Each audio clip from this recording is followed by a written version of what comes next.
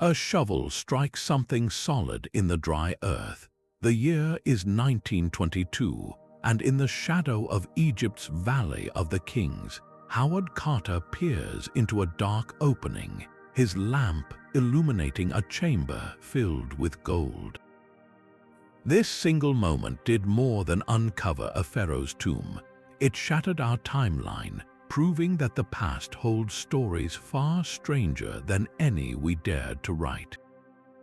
Today, we are going on a journey through 35 ancient secrets that have done exactly that, each one a discovery that forced historians to tear up the old textbooks and start again. By the end, you will see human history not as a straight line, but as a sprawling, interconnected puzzle where a single bone, a strange map, or a sunken city can rewrite everything we thought we knew.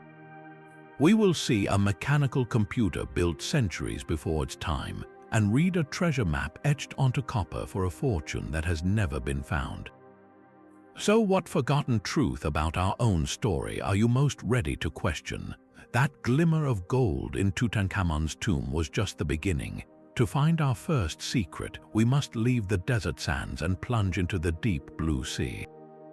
In the year 1901, sponge divers off the coast of a small Greek island called Antikythera were searching the seabed when they spotted the dark shape of a shipwreck.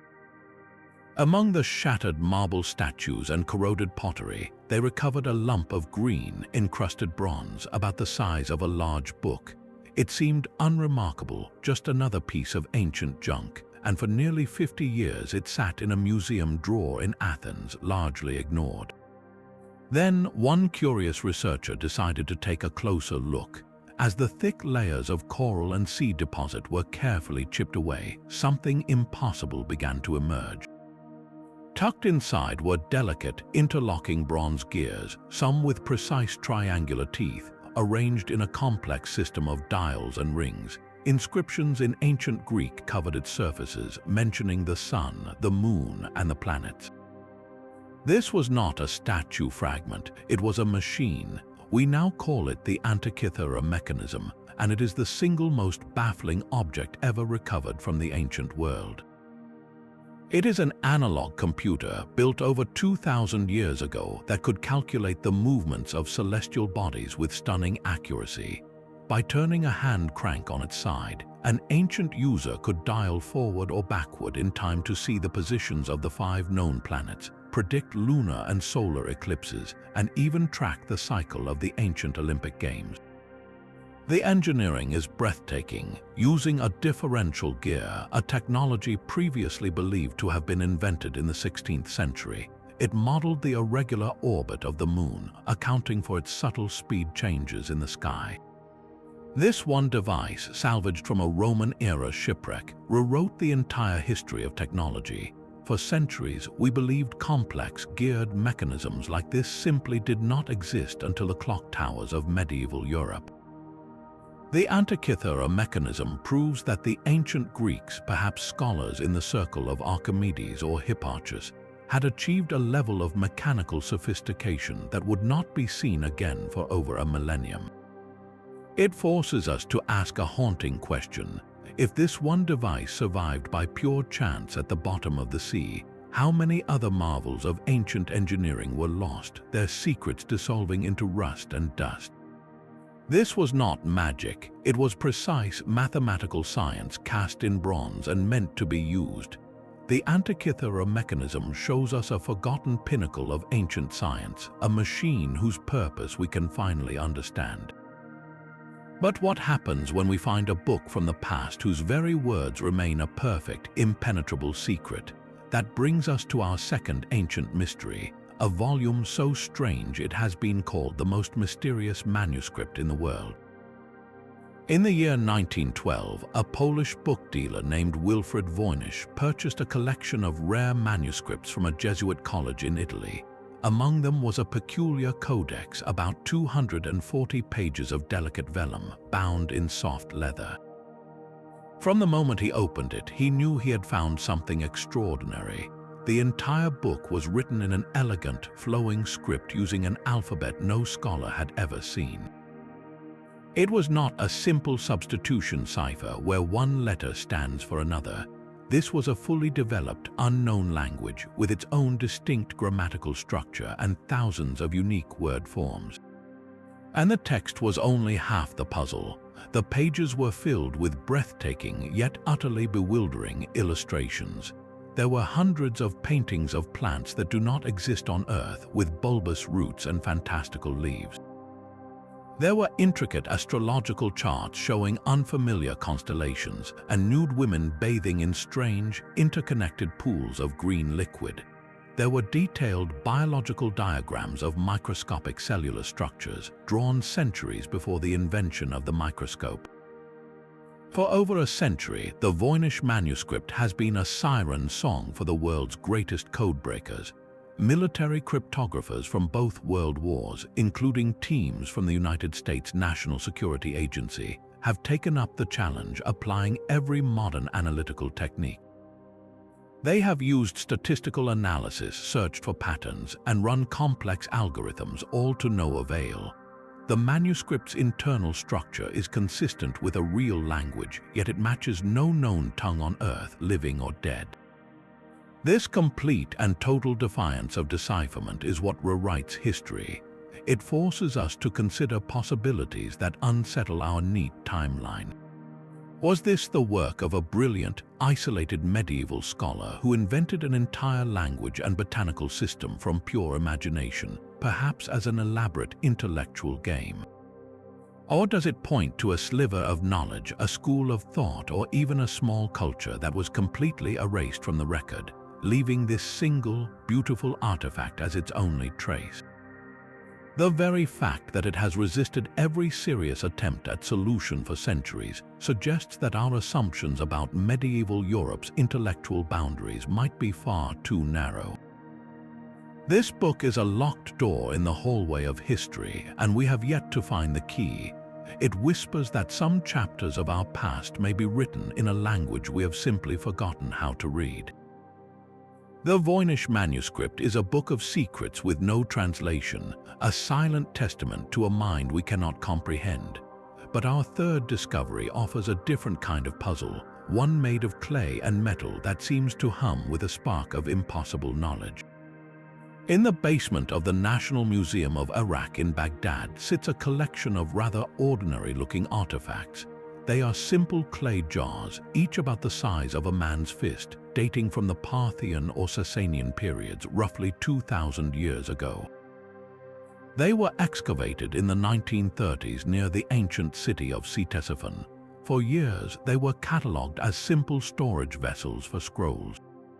But upon closer inspection, one archaeologist noticed something strange. Each jar contained a copper cylinder sealed at the bottom with asphalt, and within that cylinder was an iron rod. The asphalt stopper would have held the rod perfectly in place, suspended in the center of the copper cylinder without touching the sides. If you were to fill such a jar with an acidic liquid like vinegar or grape juice, something remarkable happens. The acidic fluid acts as an electrolyte, reacting with the two different metals. The iron rod would become an anode, the copper cylinder a cathode, and a small electrical current would flow between them. In essence, this simple clay pot becomes a primitive galvanic cell, a battery. The discovery, now famously known as the Baghdad Battery, ignited a firestorm of debate. Could these really be ancient batteries? If so, what were they used for? The most compelling theory is electroplating, the process of using electricity to bond a thin layer of one metal, like gold, onto the surface of another. Artisans of the time were master gilders, creating stunning objects with fine gold leaf. A small battery, perhaps connected in a series to increase its voltage, could have provided a more efficient and controlled method than traditional techniques. Skeptics, however, offer a more mundane explanation. They argue the jars were simply secure containers for sacred scrolls, with the iron rod acting as a rust-prone core that was simply wrapped in protective copper. The asphalt was just a sealant. They point out that no wires or conductors have ever been found with the jars, and no contemporary texts mention anything resembling electrical power. Yet, the very plausibility of the battery theory is what rewrites history. It forces us to ask whether the fundamental discovery of electricity, which we credit to scientists like Volta in the 18th century, might have been stumbled upon, understood, and applied over a millennium earlier in a workshop in Mesopotamia. Even if the jars were not batteries, their design perfectly demonstrates the principle. It is a haunting what if. What if this knowledge was not lost, but was a localized craft secret that died with its practitioners? The Baghdad Battery, whether it powered a craftsman's tool or simply held a scroll, serves as a powerful symbol. It represents the fragile thread of innovation and how easily a spark of genius can be buried, waiting centuries for someone to look at a clay pot and see not a container but a circuit. A spark of electricity in a clay jar hints at knowledge we almost lost. But what if an entire civilization, a foundational chapter of the human story, was waiting to be unearthed beneath a Turkish hilltop? For decades, archaeologists believed they understood the cradle of civilization. The story went like this. First, around 10,000 years ago, humans learned to farm. Agriculture provided a stable food supply which allowed people to settle down in permanent villages. With more food and less nomadic wandering, populations grew. Only then, with this newfound surplus of time and labor, did humans begin to build temples, create complex social hierarchies, and develop organized religion. It was a logical, step-by-step progression.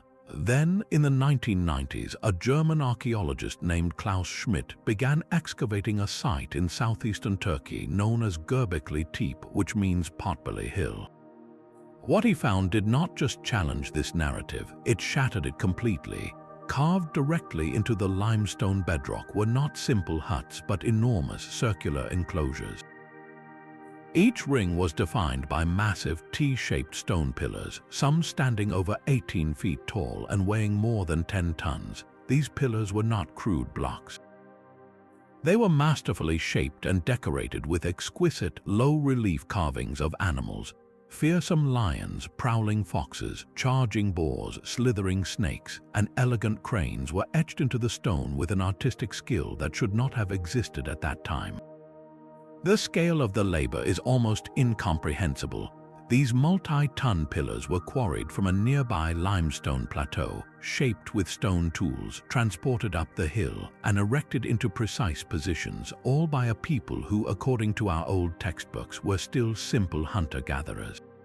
And here is the detail that rewrites every history book. The oldest structures at Göbekli Tepe date to around 9,600 years before the Common Era. That is over 11,500 years old. This complex was built a staggering 6,000 years before Stonehenge and 5,000 years before the first cities of Mesopotamia. At the time Göbekli Tepe's first pillars were raised, there was no agriculture here. No permanent settlement has been found at the site itself. The builders lived in scattered groups, hunting gazelle and gathering wild plants. This turns the entire Neolithic revolution on its head. Göbekli Tepe presents us with a stunning new possibility. What if it was not farming that made complex society possible, but the other way around? What if the primal human drive to come together for a shared spiritual purpose, to build something monumental for the gods, created the need for a settled, organized society? The construction and maintenance of such a site would have required planning, leadership, division of labor, and the ability to feed large groups of workers. All catalysts that could have spurred the very development of agriculture in the region to support this sacred endeavor. This is not just a temple, it is the blueprint for civilization itself, a cathedral built by hunters that forces us to see our origins in a new, profound light. The story of human progress begins not with a plow in a field, but with a chisel on stone, driven by a collective dream we are only beginning to understand. Göbekli Tepe reveals a civilization born from collective belief, a sacred geometry carved into the earth. But on another continent, an entire landscape was transformed into a canvas so vast it defies comprehension from the ground. Stretching across the arid plains of southern Peru, the Nazca Desert holds one of archaeology's most breathtaking enigmas. Here, over 1,000 years ago, a people removed the dark, sun-baked surface stones to reveal the lighter-colored soil beneath, creating massive line drawings known as geoglyphs. They are not small sketches, they are monumental artworks on a planetary scale. A hummingbird with wings spread over 300 feet, a spider nearly 150 feet long. A condor with a wingspan that would dwarf a modern jetliner. There are spirals, trapezoids, and straight lines that run arrows straight for miles across the desert floor, vanishing over the horizon. The sheer precision is staggering. The creators, the Nazca people, executed these designs with near-perfect symmetry and proportion, yet they could never have seen their own work in its entirety. From ground level, you see only a shallow groove or a slight discoloration in the gravel. The full, awe-inspiring image of a monkey with a coiled tail or a towering humanoid figure, known as the astronaut, only coalesces when viewed from hundreds of feet in the air. This fact is the core of the mystery. How did they achieve such scale and accuracy without the ability to fly? And more importantly, why did they build images only visible to the gods? Archaeologists believe the Nazca used simple but brilliant surveying techniques. They could have constructed small-scale models on hillsides, using a grid system of stakes and ropes to transpose the design onto the desert floor, scaling it up with meticulous care. The dry, windless climate of the region has preserved their work for centuries, but the purpose of these lines has ignited endless debate. One prominent theory suggests they were a giant astronomical calendar, with key lines pointing to solstice sunrises or important star clusters, used to mark planting and harvest cycles. Another proposes they were sacred pathways, walked during ritual ceremonies to connect with deities of water and fertility in a desperately dry land. The most compelling idea is that they were precisely what they appear to be, offerings meant to be seen from above. In the Nazca worldview, their gods resided in the sky and mountains. By creating these immense, beautiful figures, they were perhaps sending a permanent prayer, a billboard for the divine, pleading for life-giving water. This act of faith rewrites our appreciation of ancient Peruvian civilization. It demonstrates a sophisticated understanding of geometry, project management, and a deep cosmological connection to their environment. The Nazca lines are not a mystery of alien intervention, but a testament to human ingenuity driven by spiritual need. They represent a conversation with the heavens, etched into the very skin of the earth, a message we can only read once we learn to fly ourselves.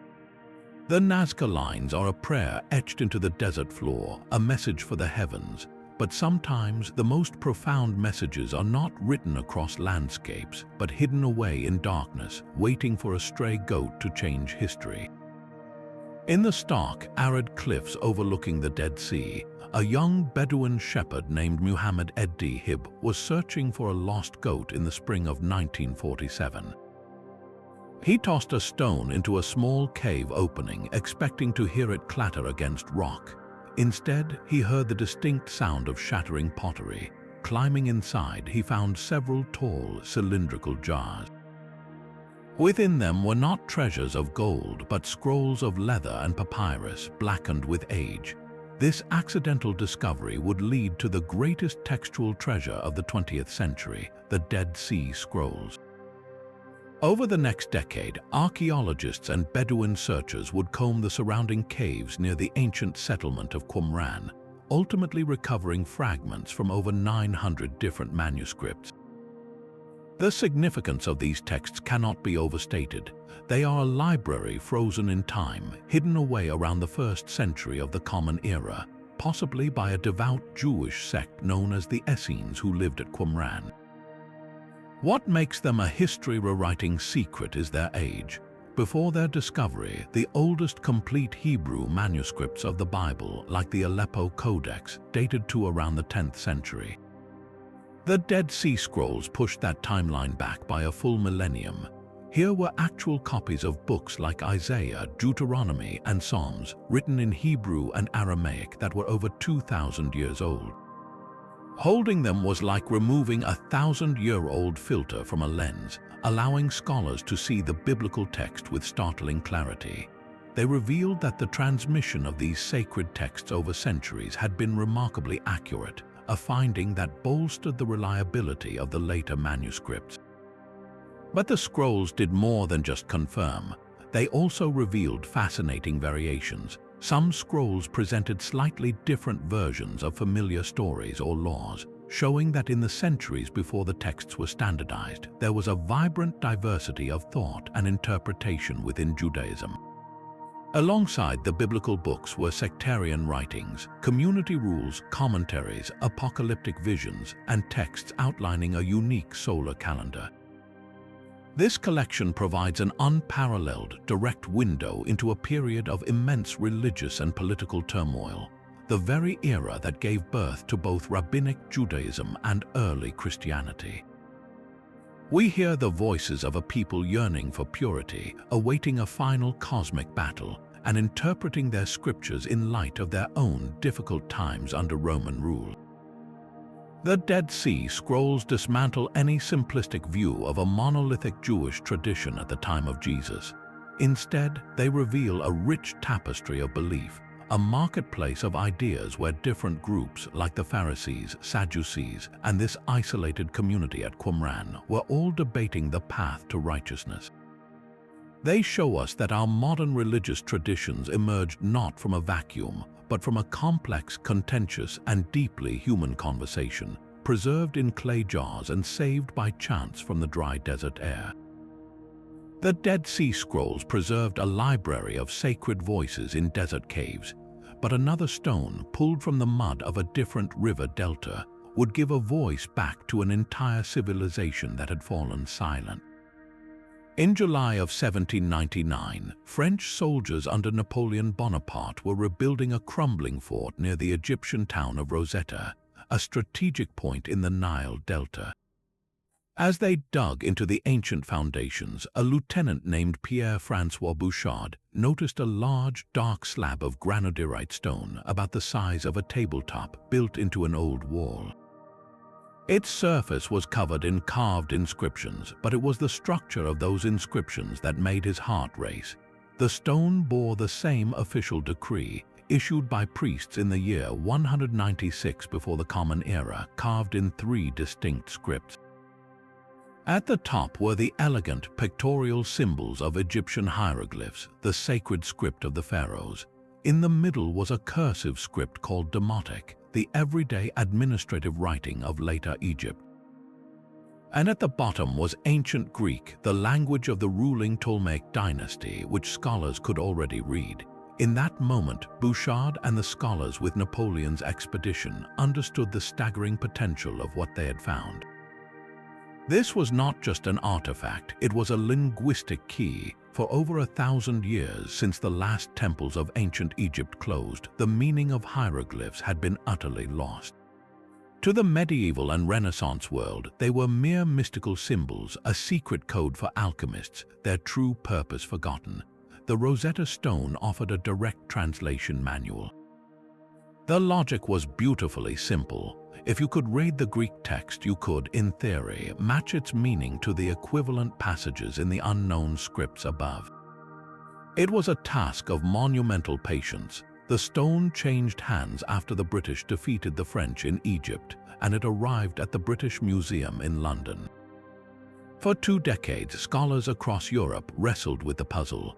The final breakthrough came from a young French linguist named Jean-François Champollion. He was a prodigy, fluent in numerous ancient languages by his teens, and he became obsessed with the stone. While others tried to match hieroglyphic signs directly to alphabetic letters, Champollion made a critical leap. He suspected, based on his study of Coptic, a later form of the Egyptian language, that hieroglyphs were not just pictograms representing ideas. He proposed they were a complex mix. Some signs represented sounds like letters, while others clarified meanings. His eureka, a moment came when he focused on the royal names encircled in cartouches. Using the Greek text as a guide, he identified the name Ptolemy. Then, when he received copies of inscriptions from another temple containing a cartouche with the name Cleopatra, he could match the overlapping sounds. The signs for P, T, and L in Ptolemy matched their positions in Cleopatra. This proved the phonetic nature of the script. In September 1822, Champollion presented his findings, demonstrating he could read the ancient language. The effect was instantaneous and revolutionary. The Rosetta Stone single-handedly founded the modern field of Egyptology. It was as if a millennia-long silence was shattered. Suddenly, the inscriptions covering temple walls, obelisks, papyri, and coffins could be read. History was no longer written about ancient Egypt by its Greek and Roman neighbors. Egypt could now speak for itself. Kings' lists provided precise chronologies. Religious texts revealed a complex cosmology. Administrative records detailed the economy and daily life.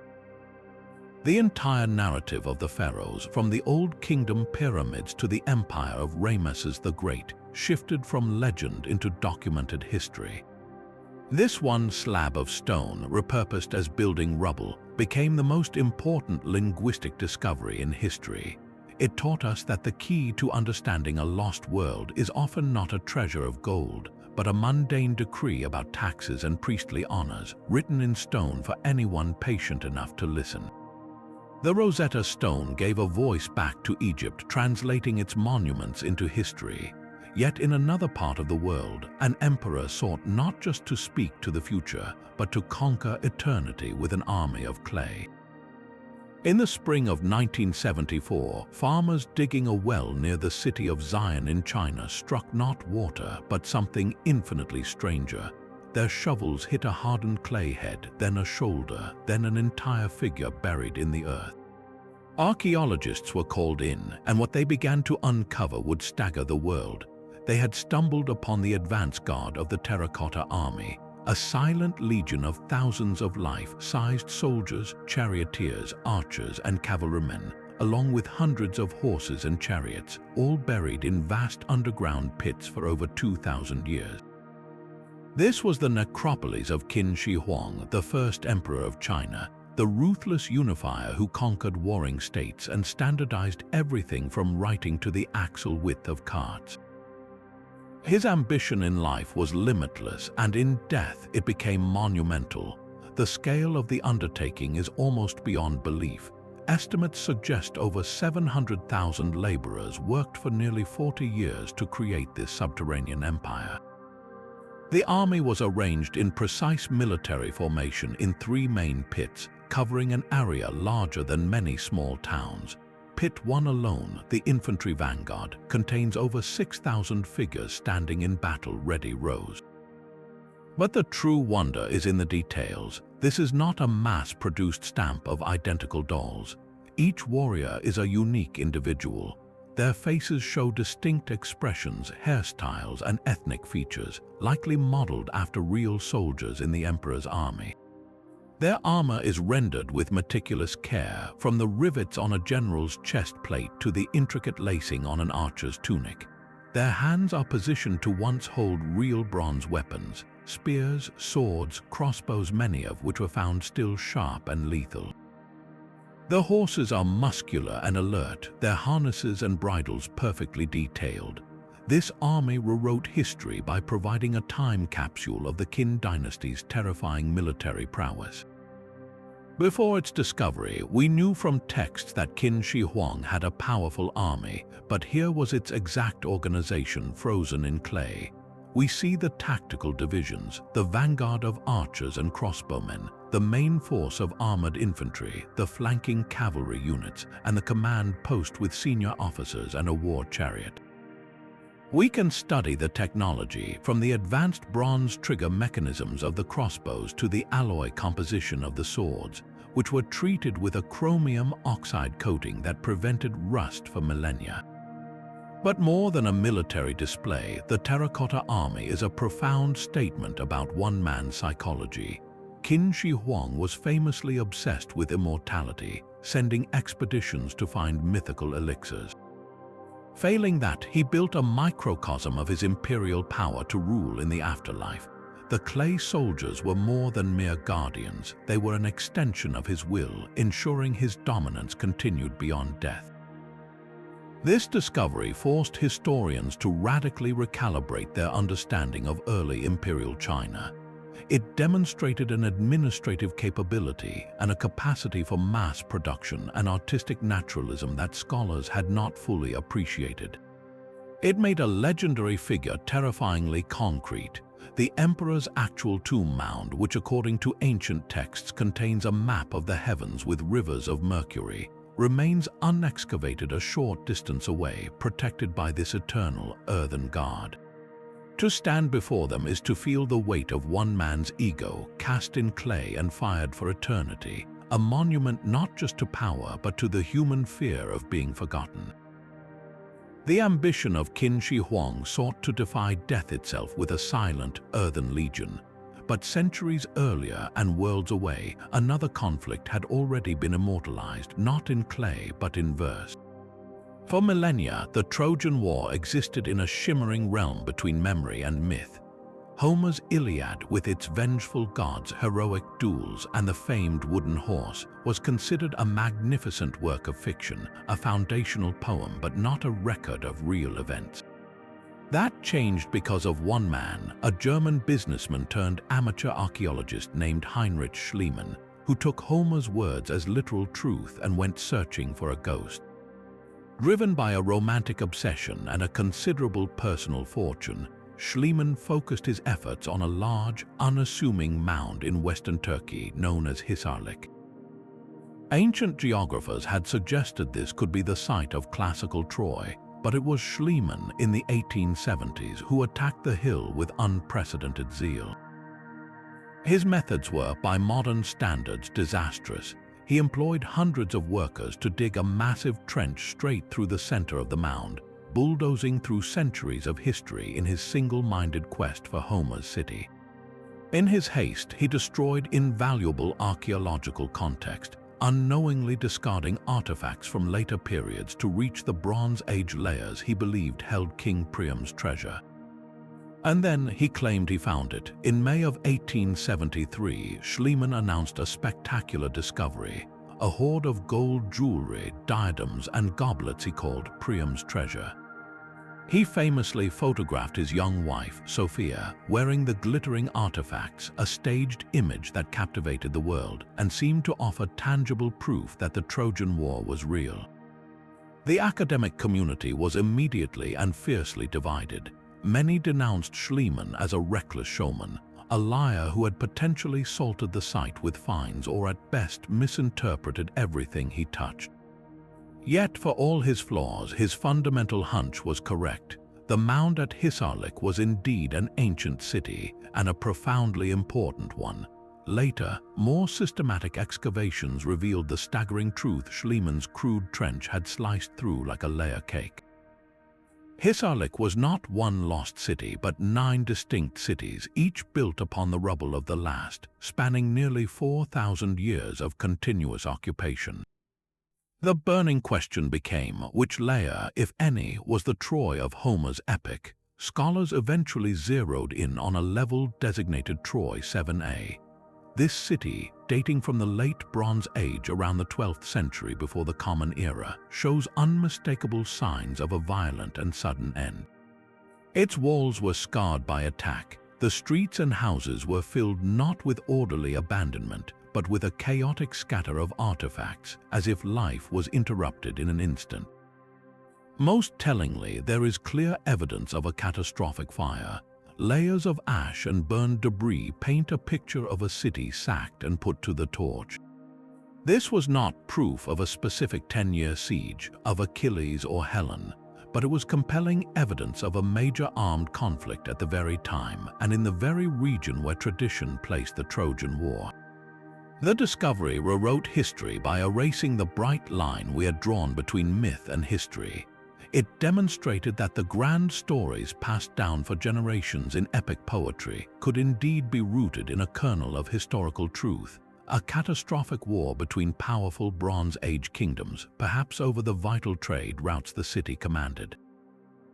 The tale of the wooden horse remains in the realm of poetic invention, but the burning of Troy does not. Schliemann, for all his bluster and damage, had unlocked a fundamental insight.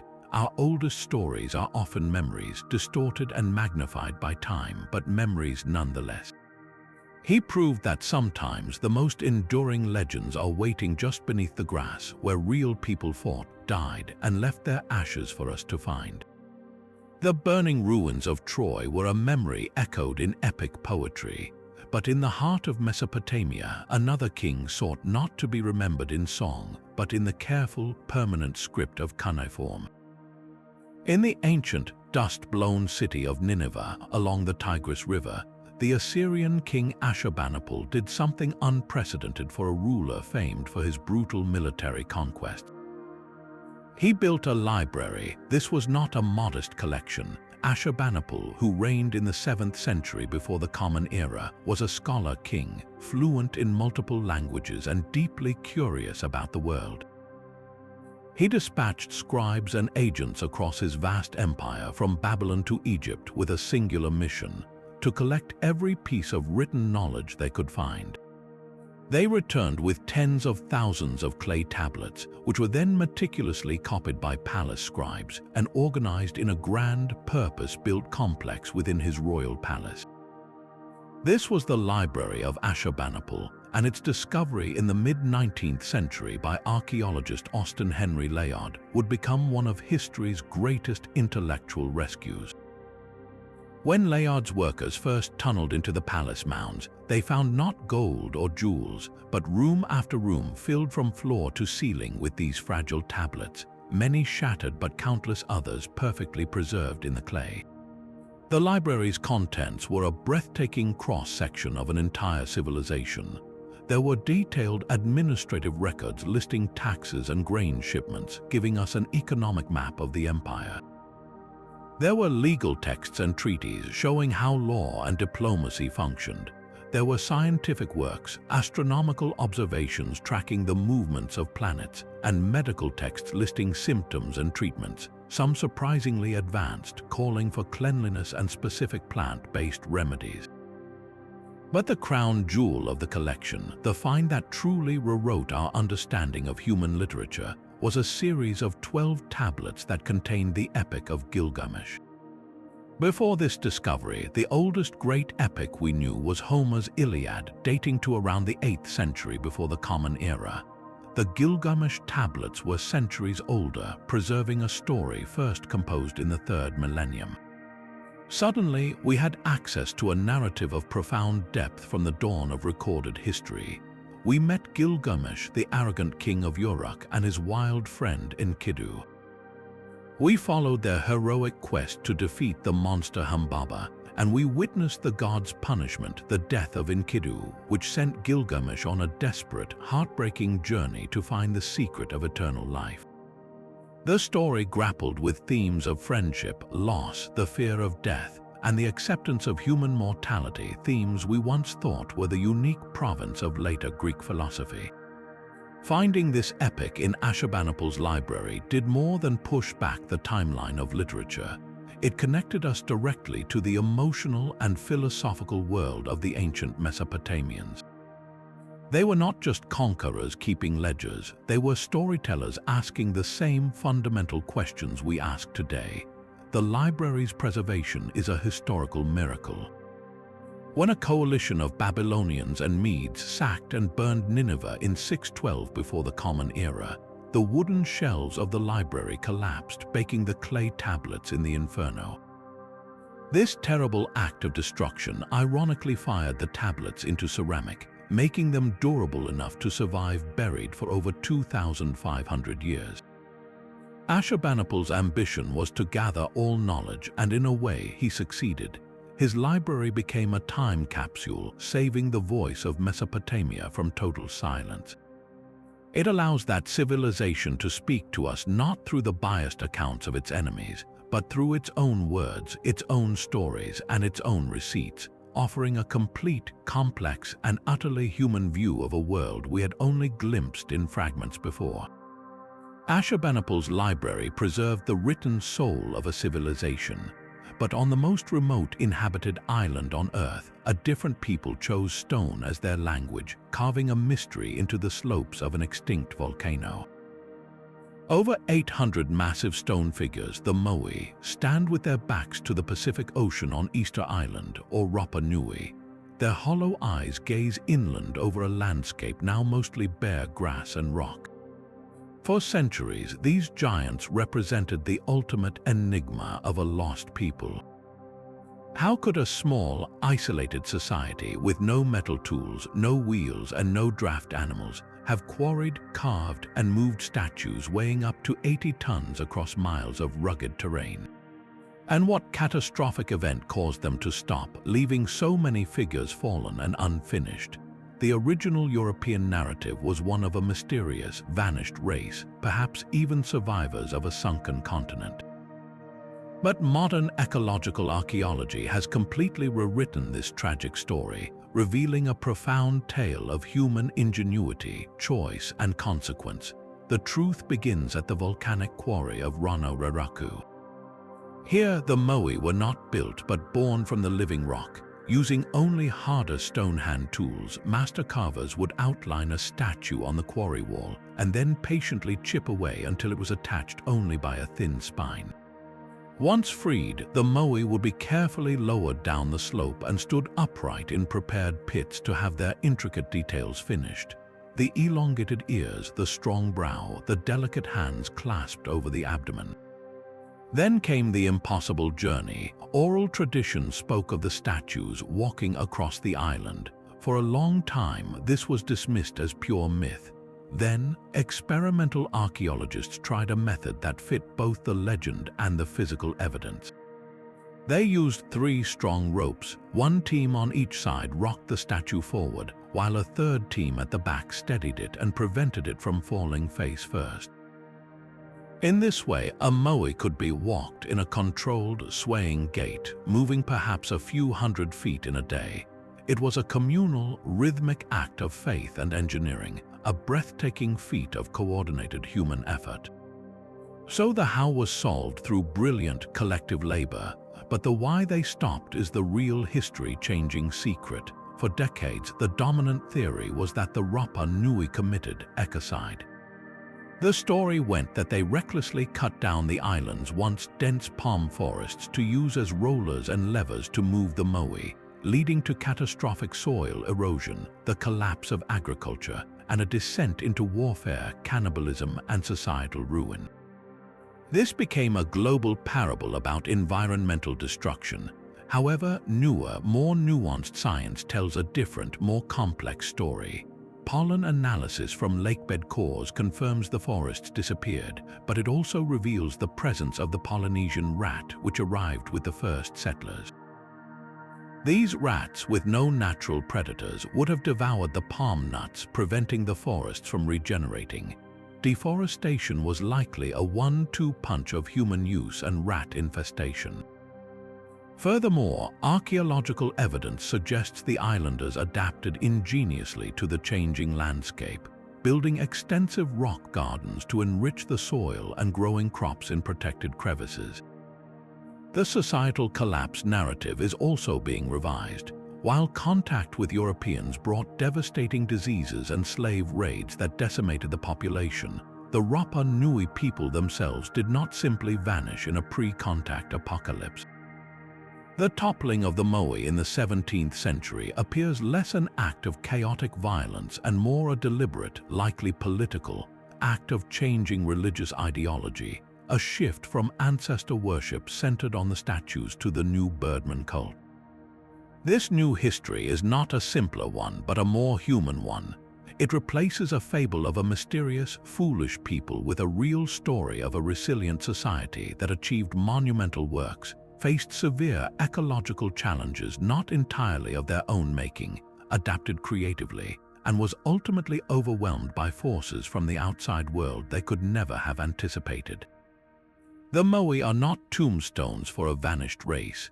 They are enduring symbols of what a small community can create together, and a sobering lesson in the fragile balance between ambition, environment, and survival on our own island Earth. The silent giants of Easter Island stand as monuments to a society's choices, but in the stifling heat of an Egyptian valley, a different kind of choice was made: to seal away an entire world of gold and wonder, and to hide it so well it would sleep for over 3,000 years. Howard Carter had spent years digging in the Valley of the Kings with little to show for it. His patron, Lord Carnarvon, was losing patience and funding. Carter convinced him to fund one final season, focusing on a last, overlooked patch of ground near the tomb of Ramesses VI. On November 4, 1922, a water boy stumbled on a stone step cut into the bedrock. A staircase was cleared, revealing a sealed doorway stamped with the necropolis seal. Carter made a small hole, inserted a candle, and peered into the darkness. Lord Carnarvon, waiting anxiously behind him, asked, "Can you see anything?" Carter's reply has echoed through history. "Yes," he whispered, his voice trembling. Wonderful things. The flickering light revealed a chamber in chaotic splendor. Gilded chariots were stacked against walls, golden couches in the shape of exotic animals. Alabaster vases, intricate jewelry boxes, and life-sized statues of the king stood guard. It was not just a tomb, it was a pharaoh's entire earthly existence packed for the afterlife. The air was thick with the scent of perfumed oils and ancient dust. This anteroom was merely the prelude. After months of meticulous cataloging, Carter reached the sealed doorway to the burial chamber itself. When he broke through, he was confronted by a wall of solid gold. It was the outermost shrine, one of 4 nested like Russian dolls protecting the royal sarcophagus. Inside that lay the king's mummy, his face covered by the most iconic artifact of the ancient world, Tutankhamun's golden death mask. Weighing over 22 pounds of solid gold and inlaid with lapis lazuli, carnelian, and quartz, the mask is a portrait of serene, eternal youth capturing the boy king for eternity. But the true historical treasure was not just the gold. It was the sheer, breathtaking completeness. While every other royal tomb in the valley had been looted in antiquity, Tutankhamun's, perhaps hidden by rubble from later constructions, remained virtually intact. This gave archaeologists something they had never possessed before: an undisturbed snapshot of a pharaoh's full funerary assemblage. Here were not just the ceremonial items, but the personal ones. A simple reed walking stick, a box containing childhood undergarments, a board game he might have played, dozens of bows and arrows, even garlands of wilted flowers placed as a final, tender farewell. This intimate inventory rewrote Egyptology. Before this discovery, knowledge of New Kingdom royal burials was pieced together from looted, empty tombs and scattered texts. Tutankhamun's tomb provided the full, dazzling blueprint. It showed the staggering scale of wealth and artistry invested in the journey to the afterlife, confirming ancient accounts that seemed like exaggeration. It allowed scholars to understand the precise ritual sequence of a royal burial, from the nested shrines to the canopic jars holding the king's organs. The artistic styles, the materials, the craftsmanship, all were preserved in perfect context, setting the standard for dating other finds. Ironically, this historical windfall made Tutankhamun, a minor pharaoh who died young and ruled during a turbulent period, the most famous Egyptian ruler of all. His historical significance was modest, but his tomb's preservation was a miracle. The discovery transformed our popular imagination of ancient Egypt from a realm of austere monuments into one of tangible, breathtaking opulence and humanity. That single candle flame, held in a hole in a doorway, illuminated more than a room full of treasure. It illuminated an entire civilization's deepest beliefs about death, eternity, and the art of leaving this world behind. The dazzling gold of Tutankhamun's tomb speaks of a civilization at its zenith. But to find the true, primal origins of human artistry, we must travel back not thousands, but tens of thousands of years into a silent, dripping cavern in northern Spain. In 1879, a local landowner named Marcelino Sanz de Sochuola was exploring a cave on his property, Altamira, with his young daughter, Maria.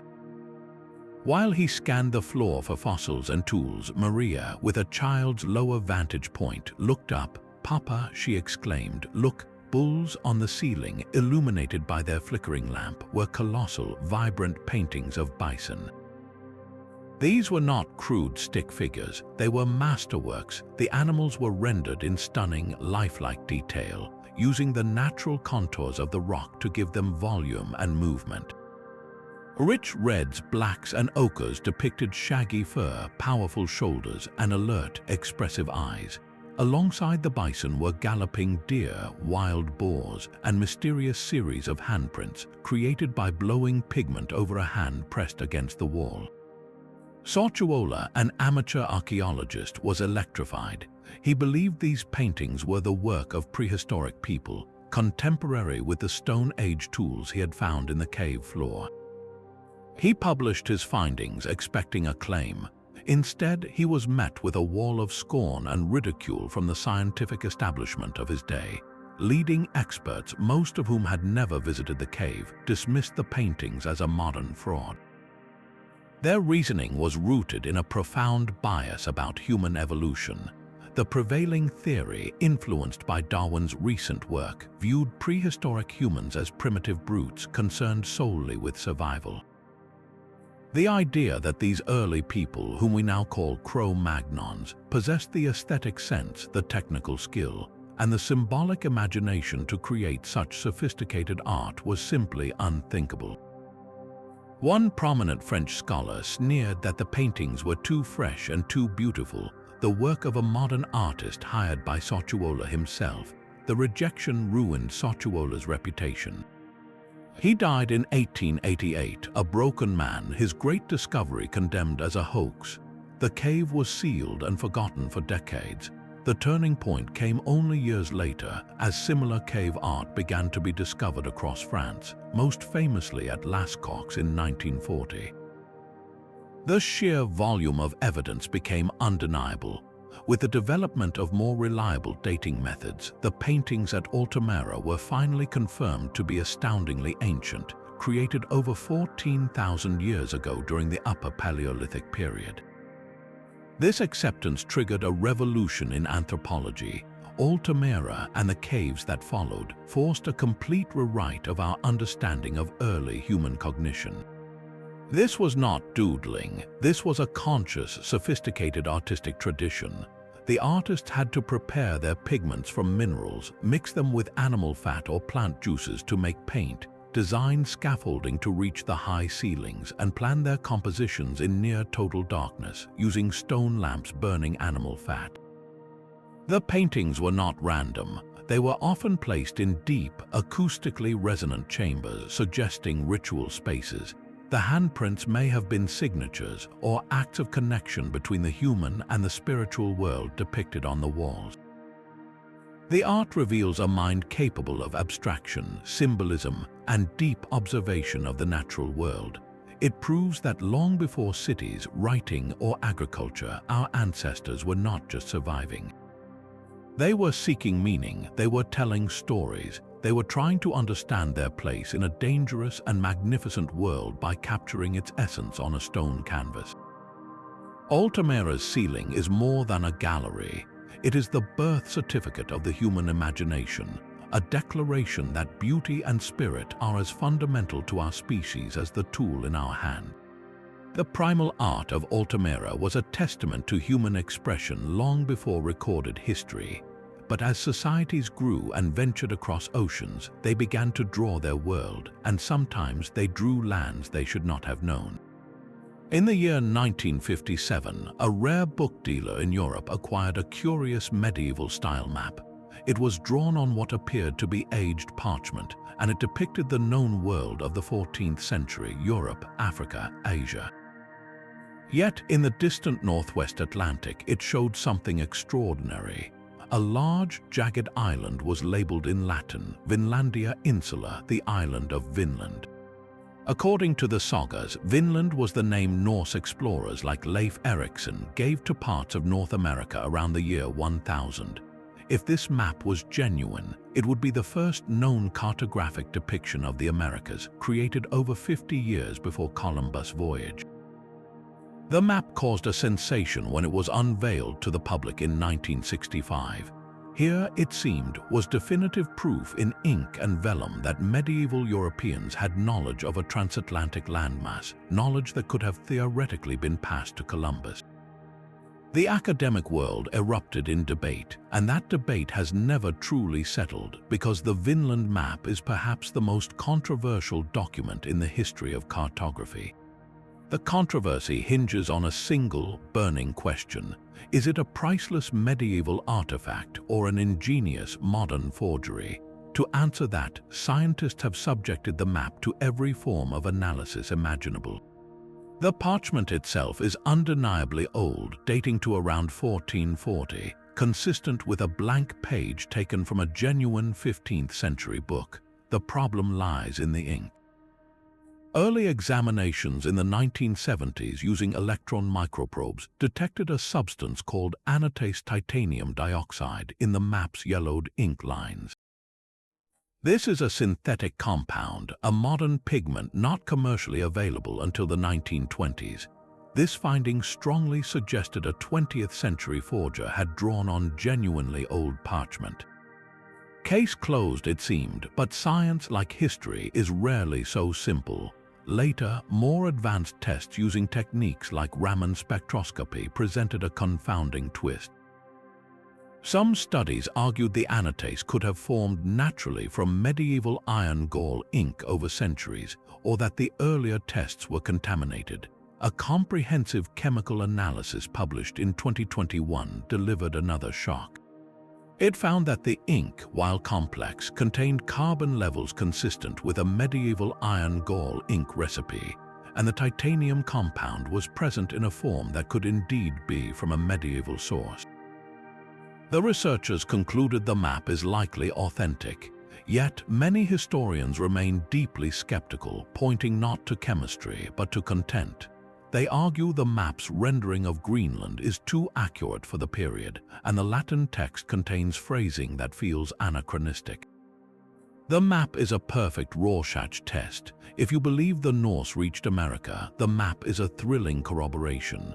If you are skeptical, every piece of evidence has a counter-argument.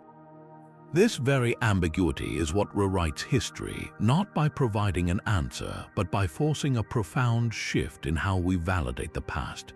The Vinland map teaches us that discovery is not just about finding an object, but about the relentless, often contentious process of interrogation. It underscores that our narrative of the discovery of the Americas is not a simple story of one man in 1492, but a tangled web of possible prior contacts, Norse, perhaps others, that flicker at the very edge of the historical record. Whether a genuine medieval treasure or a brilliant fake, the map holds a mirror to our own desire to find a neat, physical proof for the messy, elusive truth of human exploration. The map's lines blur the boundary between discovery and deception, but on the Giza Plateau, another ancient monument stands with erosion patterns that some believe tell a different story about time itself. The Great Sphinx, with its lion's body and royal human head, has long been dated to the reign of the Pharaoh Khafre, around 2,500 years before the Common Era. Its builders, we are told, carved it from a single outcrop of limestone during the Golden Age of the Old Kingdom. Yet, staring at its weathered flanks, a geologist named Robert Schoch saw something that did not fit the official story. In the early 1990s, Schoch examined the deep, undulating, vertical fissures that groove the Sphinx body and the walls of its enclosure. To his trained eye, this was not the kind of weathering caused by wind and sand, which typically scours surfaces horizontally. This pattern, he argued, was classic textbook evidence of water erosion, specifically heavy, prolonged rainfall running down the limestone over centuries. And here lies the seismic claim. The climate of the Giza Plateau has been hyper-arid, a desert, for at least the last 5,000 years. To produce that type of deep, runoff-driven erosion, the Sphinx would have needed to sit exposed during a period of significant recurrent rainfall. The last time the region saw weather like that was at the end of the last ice age, around 10,000 to 5,000 years before the Common Era. If Scott is correct, the Sphinx could be not 4,500 years old, but perhaps 7, 8, even 10,000 years old. This is the Sphinx water erosion hypothesis, and it proposes a history-shattering idea. It suggests the monument predates dynastic Egypt by millennia, potentially built by a sophisticated, lost prehistoric civilization that vanished long before the first pharaohs unified the land. The implications are staggering. It would mean that the Sphinx, and perhaps even the core structures of the Giza complex, are remnants of a forgotten epoch, later adopted and restored by the Old Kingdom Egyptians who inherited them. Mainstream Egyptology has fiercely contested this theory. Critics argue that the weathering could be caused by other factors like subsurface groundwater seepage, the effects of salt crystallization from morning dew, or even wind-driven sand and rain in a more humid Old Kingdom period than previously assumed. They point to a lack of any archaeological evidence tools, settlements, pottery from such an advanced culture in the area at that early date. The debate is more than academic. It strikes at the heart of how we reconstruct history. Do we trust the established archaeological context which ties the Sphinx stylistically and historically to Khufu's pyramid complex? Or do we follow the physical evidence of the stone itself, even if it leads to a chronological void? Scott's hypothesis forces us to confront a humbling possibility, that our timeline of civilization is a patchwork, and that some of its most foundational pieces might be far older than we dare to admit. The Sphinx, in its silent majesty, asks us a simple, profound question written not in hieroglyphs, but in the very scars upon its stone. Are we looking at a monument to a known king or a relic from a world before memory? The Sphinx's eroded flanks hold a geological riddle of time, but from the same desert another secret was unearthed, written not in stone, but on a metal that would outlast parchment itself. Among the famous Dead Sea Scrolls found in the Qumran caves, one stood apart, while the others were delicate sheets of leather or papyrus inscribed with sacred texts. This one was two rolled sheets of oxidized copper, green and brittle with age. When scholars finally managed to cut it open in 1956, they found not psalms or prophecies, but a detailed inventory. This was the copper scroll, and it contained what appeared to be a straightforward list, 64 separate caches of treasure with precise, if cryptic, directions to their locations. The quantities were staggering. It described tons of gold and silver, thousands of talents of precious metal, along with specific vessels, incense, and priestly vestments. One entry, for example, reads, "In the ruin which is in the valley of Akka, under the steps leading to the east, 40 long cubits, a chest of silver and its vessels." Weight 17 talents. This was not a spiritual allegory. It read like a factual ledger, a meticulous record of hidden wealth. Deciphering its directions, however, proved to be a cartographer's nightmare. The scroll uses obscure, ancient place names, the Old Aqueduct, the Dovecote, the island of the river landmarks that have been lost to 2 millennia of erosion and conflict. It speaks of digging specific depths at the base of cliffs or beneath particular drains and gutters. The language is a terse, technical Hebrew, different from the literary style of the other scrolls, suggesting it was a practical document meant for those who already knew the terrain. The very existence of the copper scroll forced a radical rewrite of our understanding of the Qumran community. The other scrolls painted a picture of a devout, ascetic sect, the Essenes, who had withdrawn to the desert to pursue ritual purity, far from the corrupting influence of the temple in Jerusalem. They were spiritual treasure hunters, not literal ones, but a detailed map for tons of gold and sacred objects complicates that portrait dramatically. Where did this unimaginable wealth come from? The most compelling theory is that this treasure represents the accumulated wealth of the Jerusalem temple itself, hidden in the chaotic years leading up to the Roman destruction of the city in 70 of the Common Era. Fearing the advancing legions, temple priests or allied groups could have systematically smuggled the sacred treasury out of the city and into the wilderness, secreting it in dozens of locations and recording the list on durable copper to survive the ages. This suggests the Qumran community, or at least a faction within it, may have had direct secret ties to the temple hierarchy, acting as guardians in a desperate hour. The scroll transforms them from isolated monks into potential players in a high-stakes historical drama of survival. Of course, the treasure has never been found. Every single one of the 64 locations remains unidentified. The scroll's directions are locked code without a key. This has not stopped the dreamers. For decades, amateur archaeologists and professional treasure hunters have scoured the Judean desert with the scroll in hand, probing caves and measuring valleys. Their searches have turned up nothing but disappointment and occasionally danger in the politically charged landscape. The copper scroll's true power, then, may not be in the gold it promises, but in the questions it permanently leaves open. It is a tangible thread connecting the spiritual world of the scrolls to the brutal material reality of a rebellion and a temple's fall.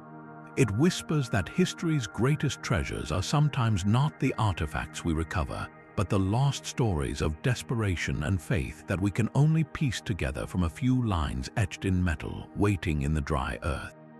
A treasure map etched in copper speaks of gold hidden from an empire, but on the walls of an Egyptian temple, a different kind of image has sparked a modern legend of technological gold. Deep within the temple of Hathor at Dendera, a carved stone relief shows a strange and captivating scene. A giant, elongated object like a glass pear is held aloft on a pillar. Inside it, a snake stretches the full length of the object, its head touching a flower-like socket at one end. A cable seems to run from the base of the object to a box, beside which stands a priest-like figure. To many who see it today, the interpretation seems startlingly obvious. This, they declare, is an ancient Egyptian light bulb. The snake is a glowing filament, the object is the bulb itself, the cable is a wire, and the box is a power source or battery. This is the so-called Dendera light, and it has become a cornerstone of alternative history, cited as proof that the pharaohs possessed advanced electrical technology. The image is undeniably compelling.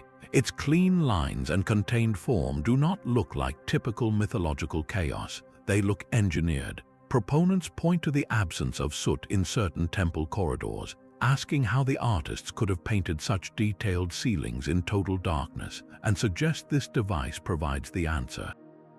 They weave a tale of lost science where the pyramids were not tombs but power plants, and where artifacts like the Baghdad Battery were parts of a forgotten electrical grid. The mainstream Egyptological explanation, however, paints a profoundly different, yet no less fascinating picture. Scholars identify the scene not as a technical diagram, but as a symbolic representation of a foundational creation myth. The object is not a bulb, but a giant lotus flower, a plant deeply sacred to the Egyptians. The snake emerging from it is a manifestation of the god Harsomptus, a form of Horus representing life and renewal. The scene depicts the moment of cosmic creation itself. In Egyptian belief, before the world began, a primordial mound rose from the waters of chaos. Upon this mound, a lotus flower emerged, opened its petals, and gave birth to the sun god, who then illuminated the universe. Here, the snake within the lotus is the divine life force, the spark of existence, being born from the flower and traveling toward the socket, which represents the womb of the sky goddess Nut. The supporting pillar is the Jed pillar, a symbol of stability, and the box is likely a shrine. The priest is performing a ritual to activate this sacred, symbolic birth of light. not electric light, but the first light of creation, reenacted eternally in stone. The dendrolite is therefore a powerful case study in how we see the past. It is not a history rewriting secret, but a perception rewriting one. It reveals the powerful human tendency to interpret ancient symbols through the lens of our own modern world. We live in an age of electricity, so we see a light bulb. The Egyptians lived in an age of profound mythic and natural symbolism, so they saw a cosmic flower. This divide makes the dendro relief a key example of pseudo-archaeology, the interpretation of archaeological evidence outside of established scientific methods and context. Yet, its enduring popularity poses a serious challenge to mainstream science and history. It asks why the official explanation often fails to capture the public imagination with the same force as the speculative one. The answer may lie in storytelling. The light bulb theory is a thrilling narrative of lost super science, a hidden chapter that makes the past more like our science fiction future. The mythological explanation, while rich and beautiful, can feel academic, distant, locked behind a wall of specialized knowledge about gods and symbols. The lesson of the dendrolite is not that one side is right and the other wrong, but that communication is essential. It challenges historians to tell the true stories of the past with the same depth, wonder, and accessibility that the fringe theories often muster. The real secret here is not electricity in ancient Egypt, but the enduring human need for wonder and the responsibility to meet that need not with fabricated mysteries, but with the even more astonishing truths that context and evidence actually provide. The dendro relief shows how easily we can project our world onto the past. But what if a map from the age of discovery actively invites that projection by showing a continent it should not have known? In the year 1929, in the old Topkapi Palace Library in Istanbul, scholars discovered a forgotten map drawn on gazelle skin. It was signed by an Ottoman admiral and cartographer named Piri Reis and dated to the year 1513. At first glance, it was a remarkable artifact of its time, showing the Atlantic Ocean with the coastlines of Europe, Africa, and the newly discovered lands of the Americas.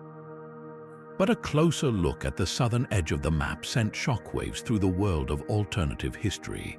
There, below the Atlantic, the map depicted a long, rugged landmass. Piri Reis himself wrote notes on the map stating this southern land was very hot and that its shores were home to giant snakes. Yet, the shape of this coastline has ignited one of the most enduring modern mysteries. To many observers, the contours of this land bear a startling, almost unnerving, resemblance to the coastline of Queen Maud Land in Antarctica. The implication is staggering. The Piri Reis map appears to show the Antarctic coast, but not as it is today, buried under miles of ice. It shows the topographic outline of the continent itself, the actual landmass beneath the glacial cap. The last time Antarctica was free of ice, with its coastline exposed in such a way, was millions of years ago, long before the rise of any human civilization. So how could a 16th century Ottoman admiral have drawn it? This is the core of the mystery that rewrites geographical history for many. Piri Reis wrote in his notes that he compiled his map from many sources, including what he called the maps of the ancients, and even referenced a map used by Christopher Columbus. The tantalizing theory suggests that Reis was working from source maps that were themselves copies of far older, perhaps prehistoric, charts drawn by a seafaring civilization with knowledge of the entire globe. A civilization advanced enough to map Antarctica during an interglacial period. This lost culture, perhaps the legendary Atlantis or another unknown maritime power, supposedly possessed cartographic knowledge that survived in fragments, copied and recopied over centuries until a fragment ended up in the hands of Piri Reis. It is a narrative of a great cycle of knowledge lost and found, a secret history of exploration buried in plain sight on a piece of dried animal skin. Mainstream scholars, however, offer a very different and more grounded interpretation. They point out that the map is a compilation, and its southern landmass is almost certainly a distorted, conflated representation of the eastern coast of South America, perhaps combined with speculative geography about a great southern continent, a common belief at the time. The map gets many known things wrong. It shows the Caribbean islands in odd positions, and it attaches South America to Antarctica, which was a typical cartographic error of the era.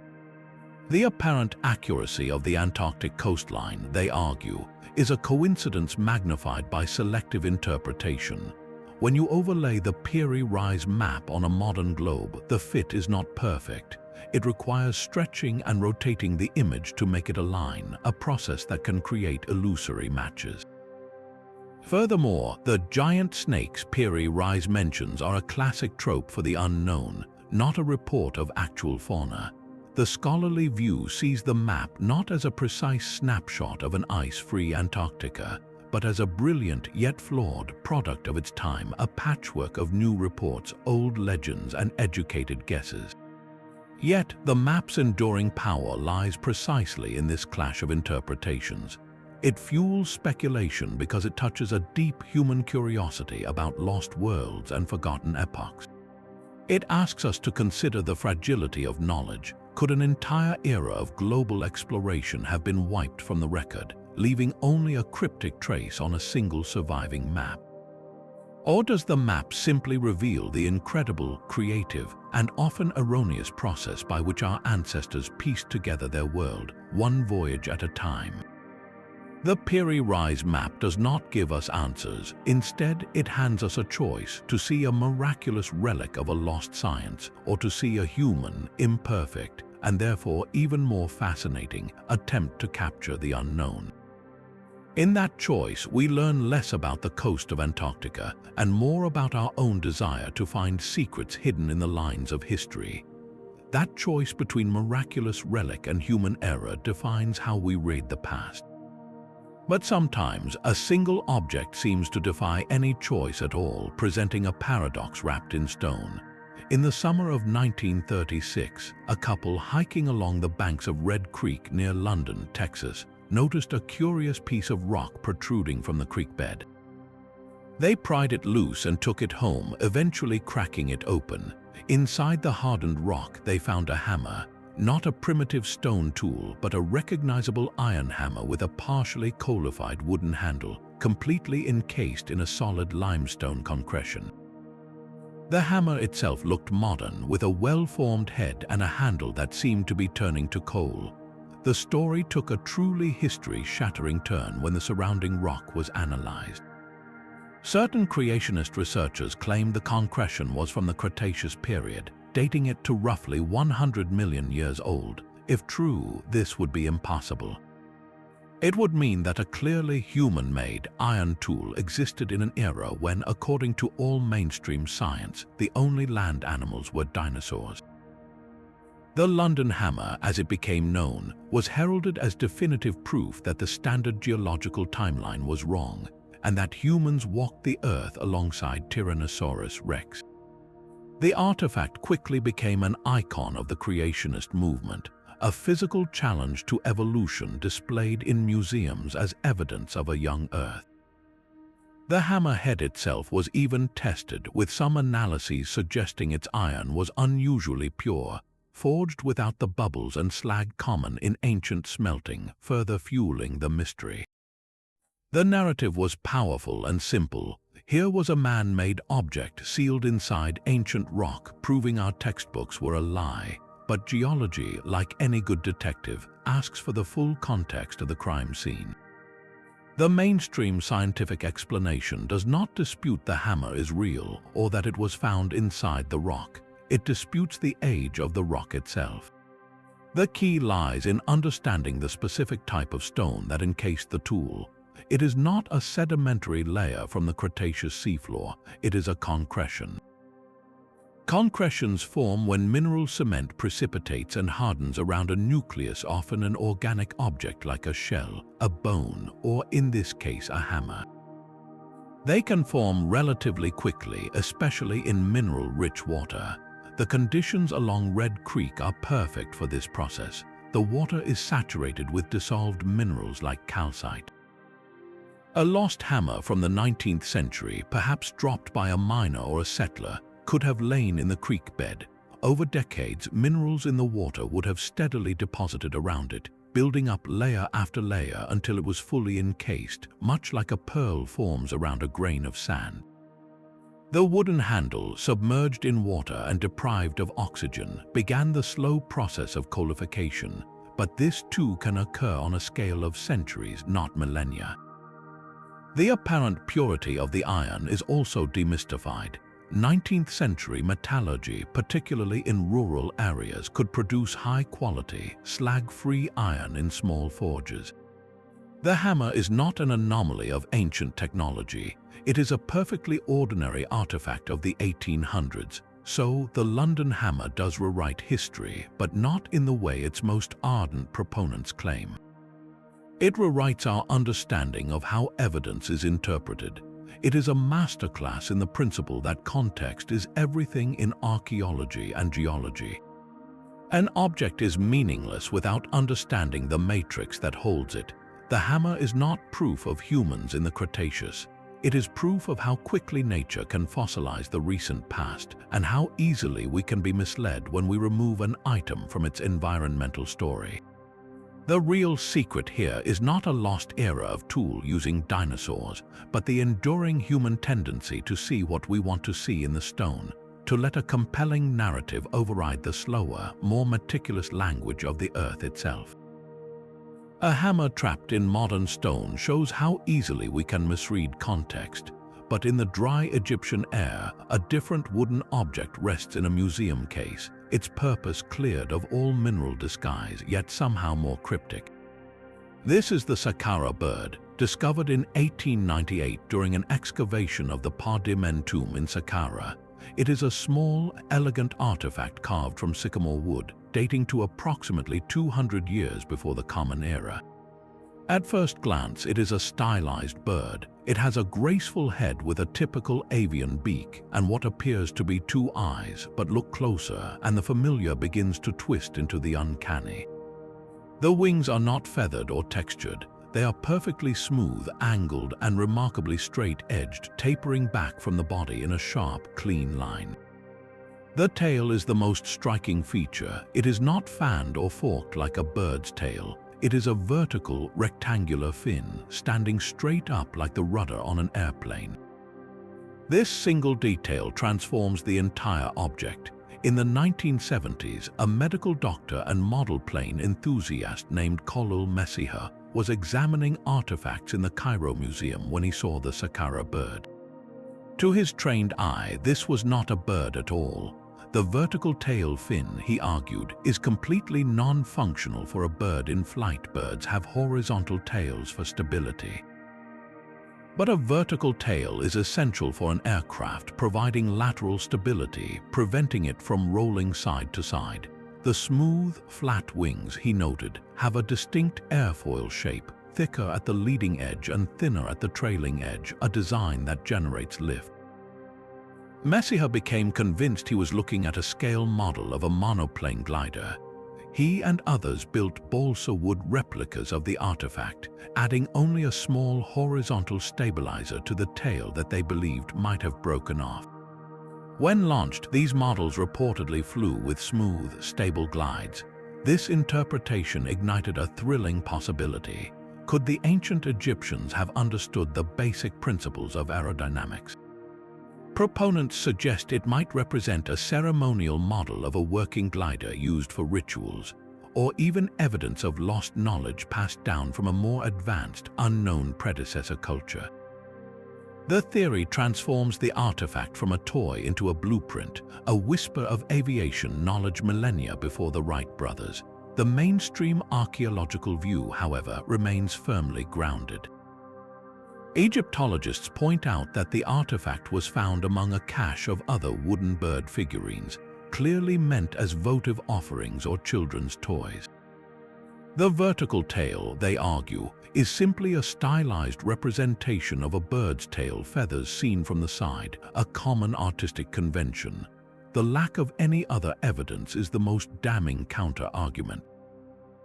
There are no texts mentioning flight, no diagrams of aerodynamic principles, no larger prototypes or any indication of a cultural context where gliders would have been developed or used. The ancient Egyptians were brilliant engineers, but their mastery was of stone and earth, not of wind and lift. The Saqqara bird, therefore, does not rewrite the history of technology. Instead, it masterfully rewrites the history of interpretation. It stands as a perfect Rorschach test for how we view the past. To the model airplane enthusiast, it is a glider. To the ornithologist, it is a falcon. To the artist, it is a stylized sculpture. Its power lies in its beautiful ambiguity. It forces us to confront a critical question. When does an artifact's resemblance to modern technology reflect ancient knowledge, and when does it simply reflect our own modern minds, eager to see ourselves in the silhouette of a forgotten craft? The bird does not give us answers about Egyptian aviation. It gives us a lesson in humility, reminding us that the most intriguing secrets are often not about what the ancients knew, but about the stories we cannot help but project onto the silent wood. The silent ambiguity of the Saqqara bird leaves us questioning our own interpretations. But sometimes a story emerges that is so perfectly crafted for mystery, it bypasses doubt entirely and plants itself deep in the imagination. In 1938, so the tale begins, a Chinese archaeologist named Kai Pu-te was exploring the remote Bayan Karaula Mountains near the Tibetan border. In a series of caves, he and his team made a series of bizarre discoveries. They found rows of neat, circular graves containing the skeletons of small, fragile beings with unusually large skulls. Scattered among these remains were hundreds of stone discs, each roughly 9 inches in diameter, with a perfect hole in the center.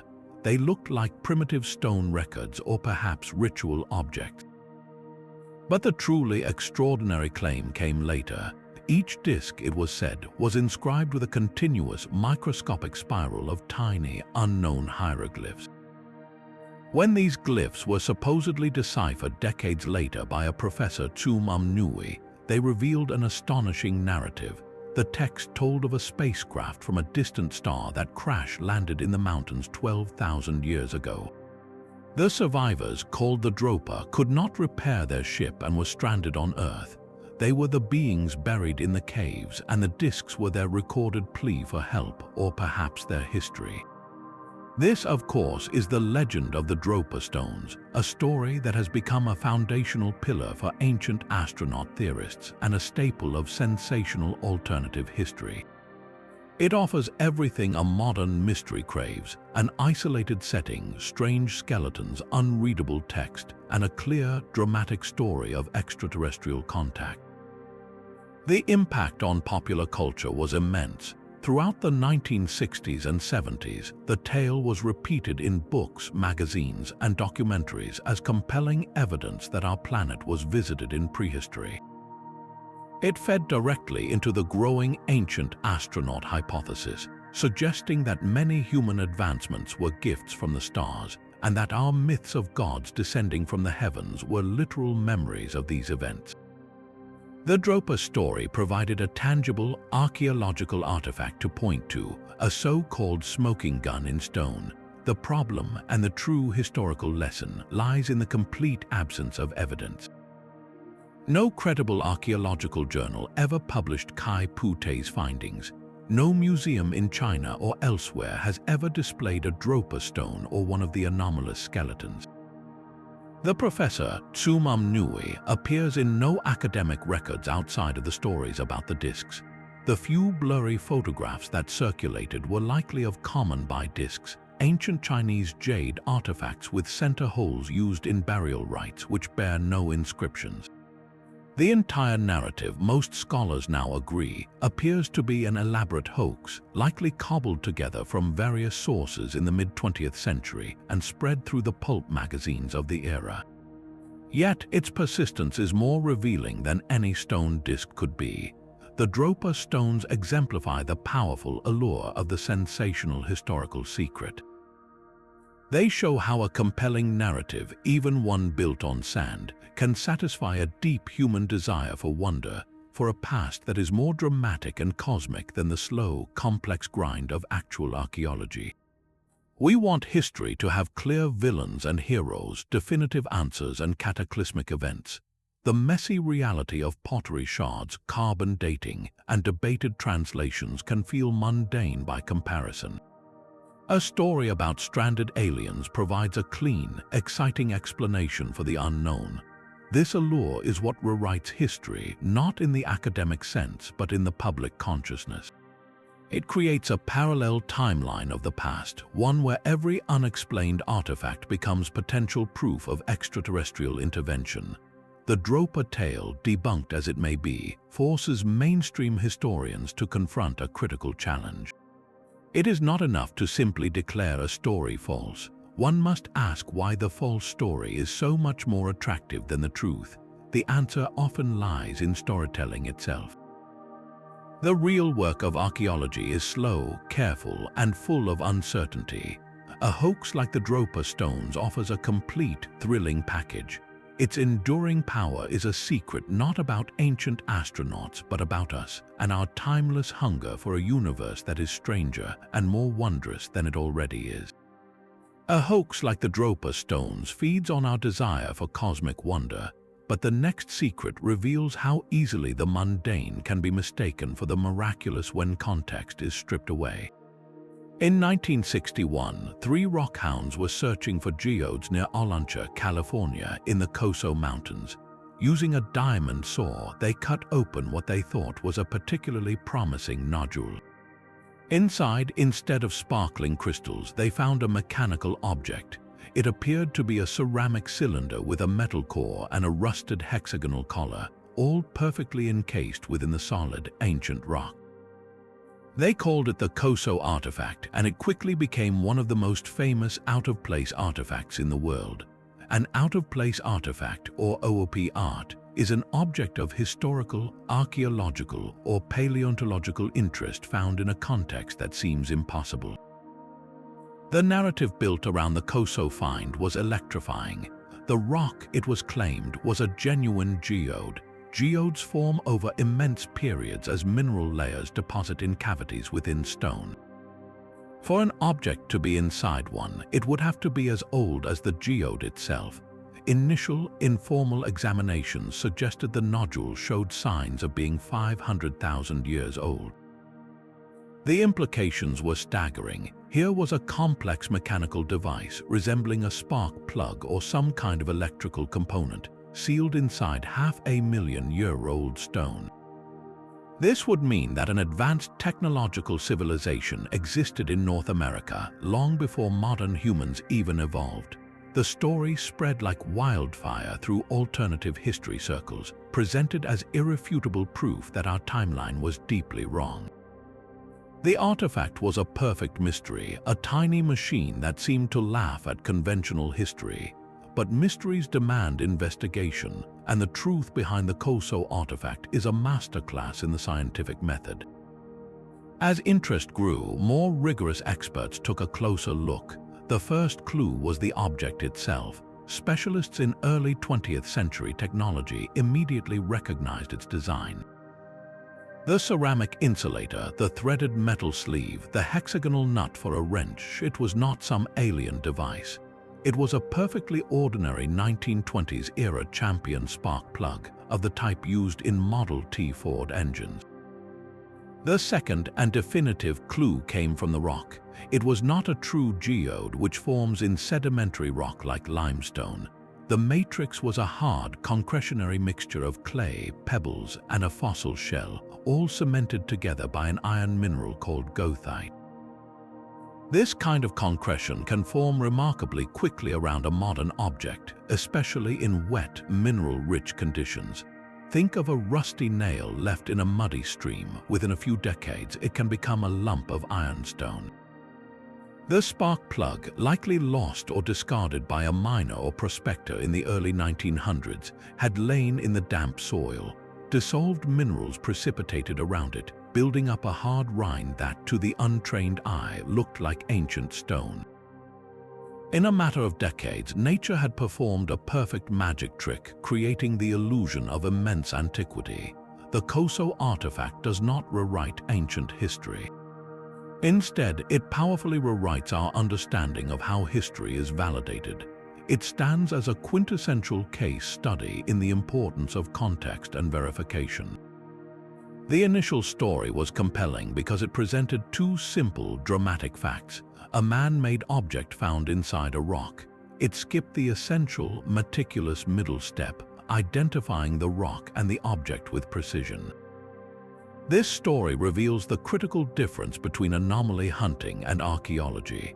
Anomaly hunting stops at the strange coincidence. Archaeology digs deeper, asking the harder questions. What is the object exactly? What is the composition of the matrix? How could it have gotten there? The spark plug was not a message from a lost civilization. It was a piece of litter from the dawn of the automobile age, given a false pedigree by a natural process and our own eagerness to believe. The lesson of the Khoso artifact is not that all mysteries are hoaxes, but that the universe is full of natural processes that can create the appearance of mystery. It teaches us that the most extraordinary claims do not just require evidence, they require the right kind of evidence, scrutinized without the bias of a desired outcome. The real secret here is about our own perception. We look at a lump of rock and see a sealed vault from a forgotten age. Science teaches us to see it for what it is, a storybook with its pages written in layers of mud and iron, waiting for someone to read it correctly, one careful word at a time. The spark plug encased in stone was a modern object misread by time. But in a small museum in Peru, an entire library of stones offers a far more elaborate and deliberate invitation to rewrite the past. In the 1960s, a local farmer named Basilio Ashuya began selling thousands of carved stones to a physician named Dr. Javier Cabrera. These were the Ica stones, and their imagery was nothing short of revolutionary. Each stone, some as large as a melon, was covered in intricate, fine-line engravings that seemed to depict a lost world. They showed human figures engaged in what looked like advanced medical procedures: open heart surgery, cesarean sections, and blood transfusions. Others showed people using telescopes to study the stars or maps of unknown continents. But the most shocking images by far were the ones that showed humans living alongside and even battling unmistakable dinosaurs like Triceratops, Stegosaurus, and Tyrannosaurus rex. If authentic, these stones would be the ultimate out-of-place artifact, shattering our understanding of biology, medicine, and history in one stroke. They suggested a forgotten civilization with knowledge that rivaled our own, existing in a time when giant reptiles still walked the earth. The stones fueled a firestorm of speculation, becoming a centerpiece for theories of ancient astronauts, lost continents like Atlantis, and of course, a direct challenge to the theory of evolution. Dr. Cabrera built an entire museum around them in Ica, proposing they were created by a superior ancient culture as a recorded legacy. For those wanting evidence of a forbidden history, the Ica stones seemed like a smoking gun carved in andesite. The mystery, however, began to unravel under the weight of a simple confession. Confronted by authorities for selling archaeological artifacts, which is illegal in Peru, the farmer Basilio Ashuya admitted the truth. He explained quite plainly that he and other local farmers had carved the stones themselves. They used simple tools like dental drills and knives, then aged the engravings with chicken dung and boot polish to give them an ancient patina. The designs, he said, were inspired by comic books, textbooks, and popular magazines. A triceratops from a dinosaur book, a surgical scene from a medical journal. These modern images were translated onto the stones, creating a pastiche of the fantastic. He even demonstrated the process for journalists, showing how quickly a new, ancient scene could be produced. This should have been the end of the story. Yet it was not. Despite the confession and the demonstrations, a dedicated group of believers refused to accept the stones as fakes. They argued that Ashuya confessed only to avoid jail, that a simple farmer could not have created such consistent and complex iconography, and that the sheer volume of stones reportedly in the tens of thousands was beyond the capability of a few men. The stones, they insisted, were genuine, and the confession was a cover-up to hide a truth too disruptive for the scientific establishment. This enduring belief is where the true history-rewriting secret of the Ica stones lies. It is not a secret about prehistory, but about the powerful psychology of belief in the modern era. The stones act as a perfect mirror, reflecting a deep-seated human desire to find tangible proof that our official narratives are wrong, that there are grand, hidden chapters to our story. They cater to a sense of wonder that feels underserved by the incremental, evidence-based conclusions of mainstream archaeology. For believers, the detailed surgery on the stones is more exciting than the actual, documented history of herbal remedies and trepanation in ancient Peru. The dinosaurs are more thrilling than the real, awe-inspiring achievements of the Nazca or the Inca. The stones offer a complete, alternative worldview in a single, graspable object. They fulfill a craving for a past that is more dramatic, more technologically advanced, and more explicitly connected to our own science fiction dreams. The Ica stones, therefore, rewrite our understanding of history in a meta-sense.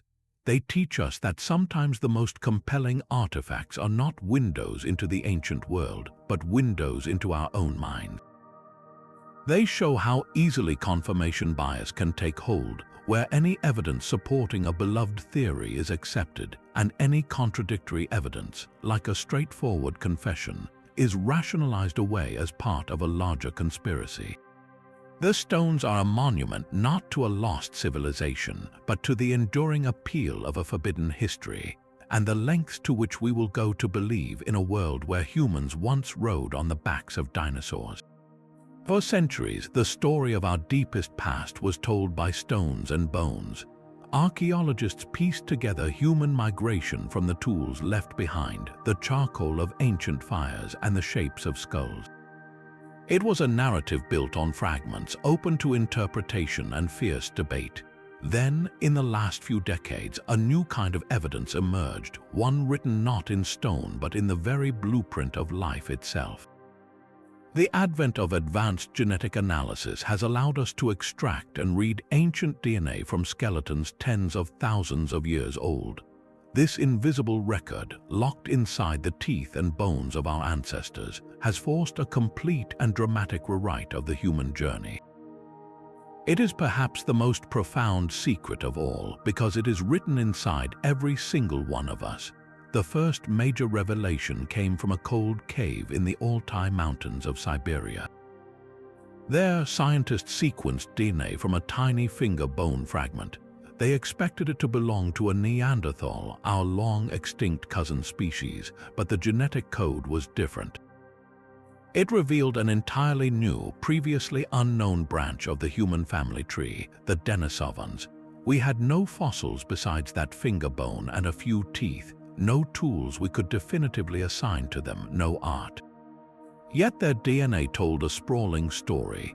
Denisovan genetic traces are found not in Siberia, but in modern populations across Melanesia, Australia, and parts of Southeast Asia. This means that after the Denisovans split from the Neanderthal line, they ranged widely across Asia. More astonishingly, when Homo sapiens migrated out of Africa and into these lands, they did not simply replace these other humans. They met them, lived alongside them, and had children with them. Our genes are the proof. Most people of European or Asian descent carry about 1 to 2% Neanderthal DNA. Many indigenous Australians and people from Papua New Guinea carry up to 6% Denisovan DNA. We did not just outcompete our ancient relatives, we absorbed them. This genetic intimacy rewrites the old tale of a simple, linear replacement. It reveals a world not so long ago where at least 3 different kinds of humans walked the earth, and when they met, their stories became intertwined forever in our genome. This genetic lens has also brought startling clarity to the greatest migration of all, the peopling of the Americas. The traditional textbook story was straightforward. Around 13,000 years ago, as the last ice age waned, hunters from Siberia crossed a land bridge called Beringia into Alaska. They followed an ice-free corridor between two massive glaciers down into the heart of the continents, spreading rapidly in a wave known as the Clovis culture, named for their distinctive spear points. This was the first American chapter. Ancient DNA has shattered that simple narrative. Analysis of remains from sites like the Anzac Child in Montana, dating to nearly 13,000 years ago, shows these early people were not directly related to modern Siberian groups. They belonged to a population now called Ancient Paleo-Siberians, a group that no longer exists in pure form. Their genetic journey suggests they were isolated in Beringia for thousands of years, a lost continent of people before some finally moved south. Then, the genes reveal a second, later wave of migration from a different Siberian group, the ancestors of modern Nardine-speaking peoples like the Navajo and Apache. Finally, a third distinct wave brought the ancestors of the Inuit and other Arctic peoples. The Americas were not peopled in one single event, but in multiple pulses, by genetically distinct groups who arrived at different times and took different paths, some perhaps even traveling by boat along the Pacific coast. Perhaps the most emotionally resonant genetic secret, however, comes from a cave in Montana called the Anzac Site. Here, the remains of a young child were found buried with exquisite Clovis tools. Scientists succeeded in extracting his DNA. The results were a powerful testament to unbroken lineage.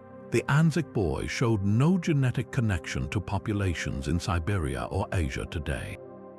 Instead, he was directly ancestral to virtually all indigenous peoples of Central and South America. His genes were a perfect match, a direct line. This means the people who made those iconic Clovis points over 12,000 years ago are the direct forebears of living populations. Their story did not end. It continued generation after generation down to the present day. This genetic connection transforms ancient bones from curious artifacts into family. It provides a biological continuity that oral histories have always affirmed, now backed by the silent, chemical letters of DNA. The story written in our genes is still being read, with new chapters decoded every year. It tells us that human history is not a series of isolated tribes, but a complex tapestry of meetings, mixings, and migrations whose final, living proof is in the mirror. We are all walking archives of these ancient encounters, carrying within us the genetic secrets of a world we thought was lost. The genetic echoes within us tell a story of deep time and forgotten meetings. But sometimes a single catastrophic day can burn itself so deeply into human memory that its story survives for millennia, transforming from history into myth. In the Aegean Sea, around the year 1600 before the Common Era, a volcanic island known today as Santorini or Ancient Thera experienced one of the most violent eruptions in human history. The event was apocalyptic. The center of the island collapsed into a seething magma chamber, creating the vast, water-filled caldera we see today. This triggered tsunamis with waves estimated to be over 100 feet high that radiated outward across the sea. They would have reached the shores of Crete, the heart of the sophisticated Minoan civilization, within an hour. Imagine the terror, a wall of black water, taller than a 5-story building, surging inland without warning, scouring coastal settlements, smashing the proud Minoan fleet of trading ships into splinters and drowning fertile farmland in salt. But the water was only the first blow. The sky then turned black as a colossal plume of ash and pumice blotted out the sun. This volcanic winter would have lasted for years, choking crops, poisoning water, and collapsing the delicate agricultural economy that supported the Minoan palaces. The civilization did not vanish overnight, but this dual assault of sea and sky fatally weakened it, leaving it vulnerable to conquest or collapse. For centuries, the memory of this event likely lived on in the stories of survivors and their descendants, tales of a great island kingdom swallowed by the sea in a day and night of fire and water. Now shift forward over 1,000 years to classical Athens. The philosopher Plato, in his dialogues Timaeus and Critias, tells a story he claims was passed down from an Egyptian priest. He describes a powerful, advanced island nation called Atlantis, located beyond the Pillars of Hercules. Its people were great engineers and sailors, but they became arrogant and morally corrupt. As punishment from the gods, Atlantis was consumed by the sea in a single, terrible day and night, vanishing beneath the waves forever. The parallels are haunting. An advanced island civilization, a master of the sea, utterly destroyed by a cataclysmic natural disaster involving earthquakes and floods. The timeline is compressed, the location shifted, and the details are embellished with Platonic philosophy about ideal states and divine retribution. But the core of the story, a lost world drowned by the ocean, fits the fate of Thera and the Minoan coastal world with uncanny precision. This connection is one of history's most compelling examples of how geological fact can evolve into enduring myth. The Theran eruption was a real, measurable event, its ash layer a precise marker in the archaeological record across the eastern Mediterranean. The Minoan collapse is a documented historical process. Atlantis, however, is a philosophical allegory. The theory suggests that the raw, terrifying memory of the eruption was carried through generations, perhaps by Egyptian traders who had contact with the Minoans. Over centuries, the story distilled and transformed, losing specific names and places but retaining its essential, terrifying core. By the time it reached Plato, it was ripe for use as a moral fable about the rise and fall of empires. This synthesis rewrites our understanding of legend. It proposes that the most famous lost civilization of all may not be a pure invention, but a ghostly echo of a very real and very recent, in geological terms, catastrophe. Atlantis becomes not a map to be found, but a memory to be understood. It shows us that our oldest stories are often rooted in the deepest traumas of our past, a way for humanity to make sense of the unimaginable power of nature and the fragile threads of our own civilizations. Atlantis may live in myth, but another sunken city has risen from the mud to speak with tangible truth. For over a millennium, the great port of Thonis Heracleion existed only as a whisper in ancient texts, a legendary Egyptian gateway where Greek merchants once walked. Then, in the year 2000, French marine archaeologist Frank Goddio, working off the coast of Egypt in Aboukir Bay, saw something on his sonar screen that defied belief. His team's divers descended into the dark, silty water, and their hands, brushing through the sediment, touched the face of a god. They had found Heracleion, a city not merely lost, but perfectly preserved in a deep, anaerobic tomb of clay and sea. The scale of the discovery is almost beyond comprehension. This was not a scattered shipwreck or a lone statue. It was an entire metropolitan landscape frozen in time. Over 60 ships lay buried in the thick harbor clay, the largest collection of ancient vessels ever found. Towering, 16-foot-tall red granite statues of a pharaoh, a queen, and the god Hapi, deity of the Nile flood, stood guard on the seafloor as if they had just been erected yesterday. Dozens of limestone sarcophagi held the mummified remains of sacred animals. Most telling were the giant stone stelae, covered in perfectly crisp hieroglyphs and Greek script, decrees from pharaohs that settled tariffs and honored the gods. And scattered everywhere, like fallen leaves, were gold coins and delicate bronze weights, the small change of a bustling international port. This submerged metropolis rewrites a crucial chapter of ancient economics and religion. Before its discovery, historians knew that the Greek world and Egypt had deep ties, but the mechanics were vague. Heracleion, known as Thonis to the Egyptians, was the mandatory choke point. Every single Greek merchant ship entering Egypt had to stop here first. Its customs officials inspected cargo, collected taxes, and registered traders before allowing them to sail up the Nile. The city was a melting pot centuries before Alexandria was founded. Here, Egyptian priests of the god Amun-Jereb oversaw temples where Greek sailors would make offerings, seeking favor before their journeys. The discovery of a magnificent temple complex dedicated to the supreme god Amun, along with Greek inscriptions and artifacts within it, proves a level of religious syncretism and daily cooperation that textbooks had only guessed at. Heracleion's fate is a story of nature's slow, irresistible power.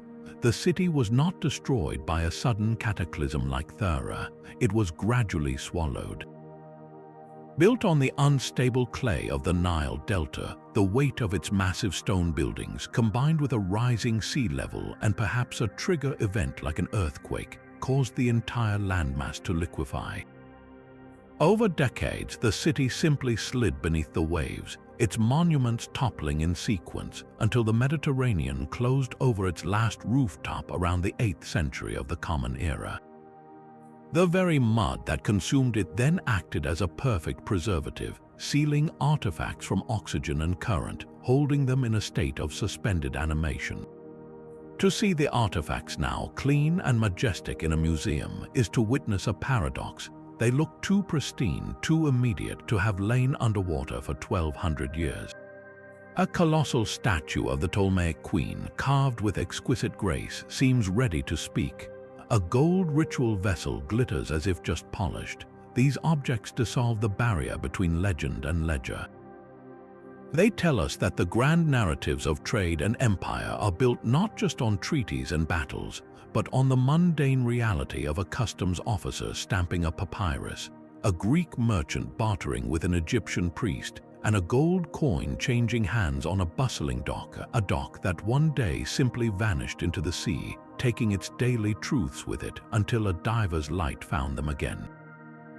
The mud of Heracleion preserved a city's final day, but another, far more intimate record of catastrophe is written not in stone but in the marrow of our bones. In churchyards across medieval Europe, mass graves hold the silent victims of the Black Death, the plague that killed perhaps half the continent's population in the 14th century. For centuries, we saw this as purely a historical and demographic tragedy. Then, scientists began extracting ancient DNA from the teeth of those buried in plague pits. What they found was a secret etched into the very essence of who we are today. The pandemic was not just a historical event, it was one of the strongest forces of natural selection in the last 1,000 years, a brutal editor of the human genome. The analysis was breathtakingly precise. Researchers compared DNA from skeletons buried before, during, and after the plague in London and across Denmark.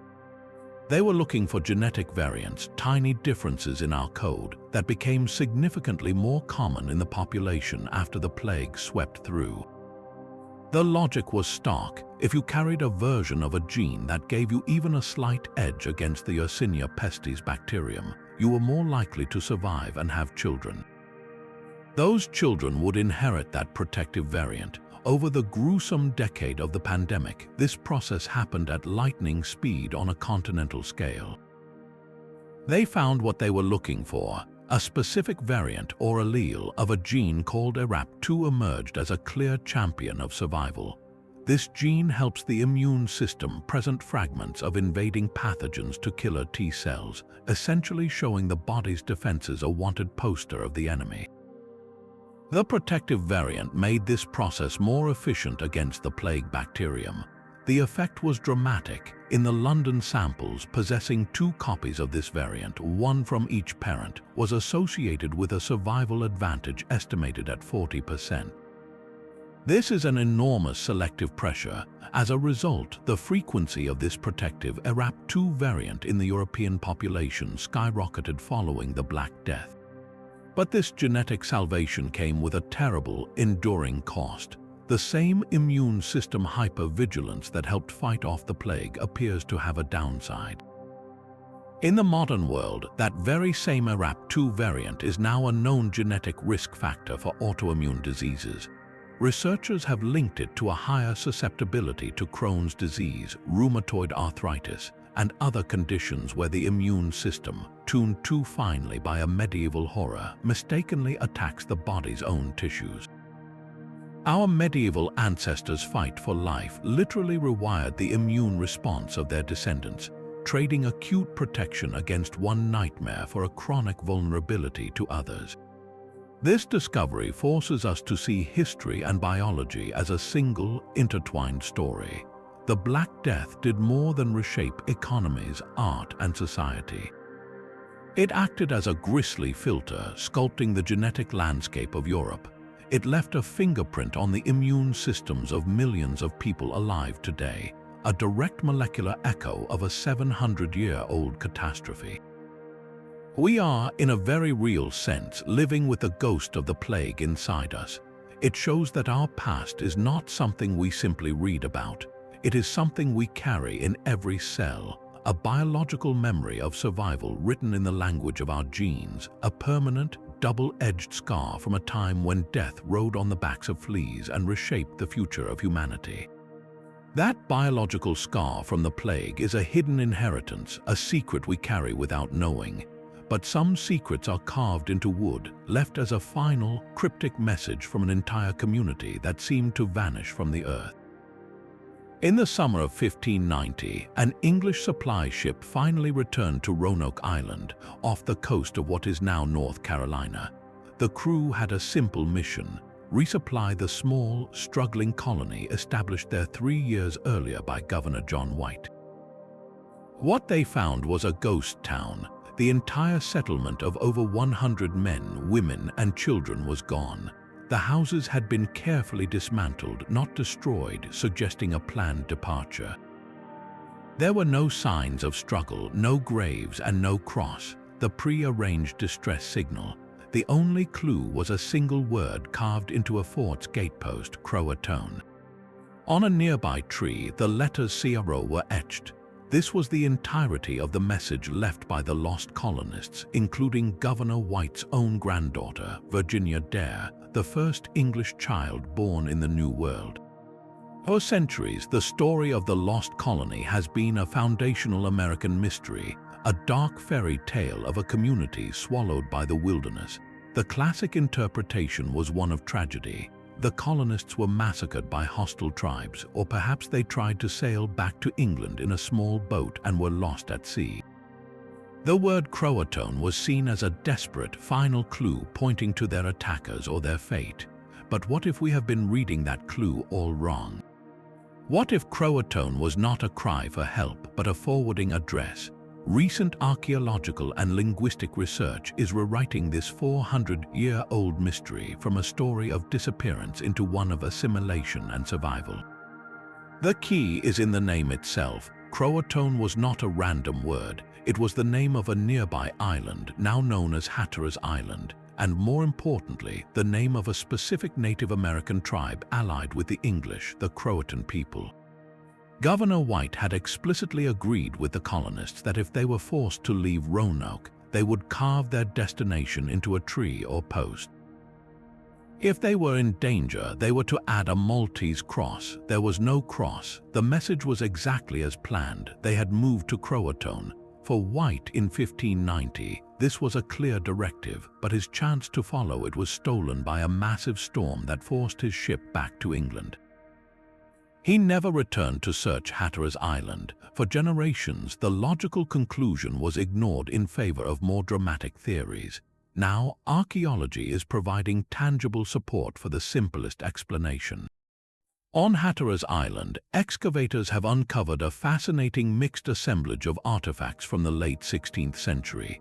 Alongside traditional Croatan tools and pottery, they have found a rapier hilt, a slate writing tablet, a fragment of a gun barrel, and a gold signet ring, all European objects of the exact period. Most tellingly, they found a small piece of a writing slate with what appears to be a letter M in Elizabethan script, suggesting someone there was practicing writing. These are not the scattered trinkets of trade. They are the integrated possessions of a community, evidence that Europeans were living alongside and as part of the Croatan tribe. Furthermore, historical records from later English colonists at Jamestown, decades after Roanoke's disappearance, contain intriguing second-hand accounts. Captain John Smith and others reported hearing from local Powhatan leaders about people who dressed like Englishmen and lived in towns to the south. One report even claimed that a chief named Powhatan had confessed to killing most of the Roanoke colonists, but this may have been boastful propaganda. More compelling are the accounts from a man named William Strachey, who wrote in 1612 that survivors of the lost colony were living under a chief named Anoko and were working copper, a skill the English possessed.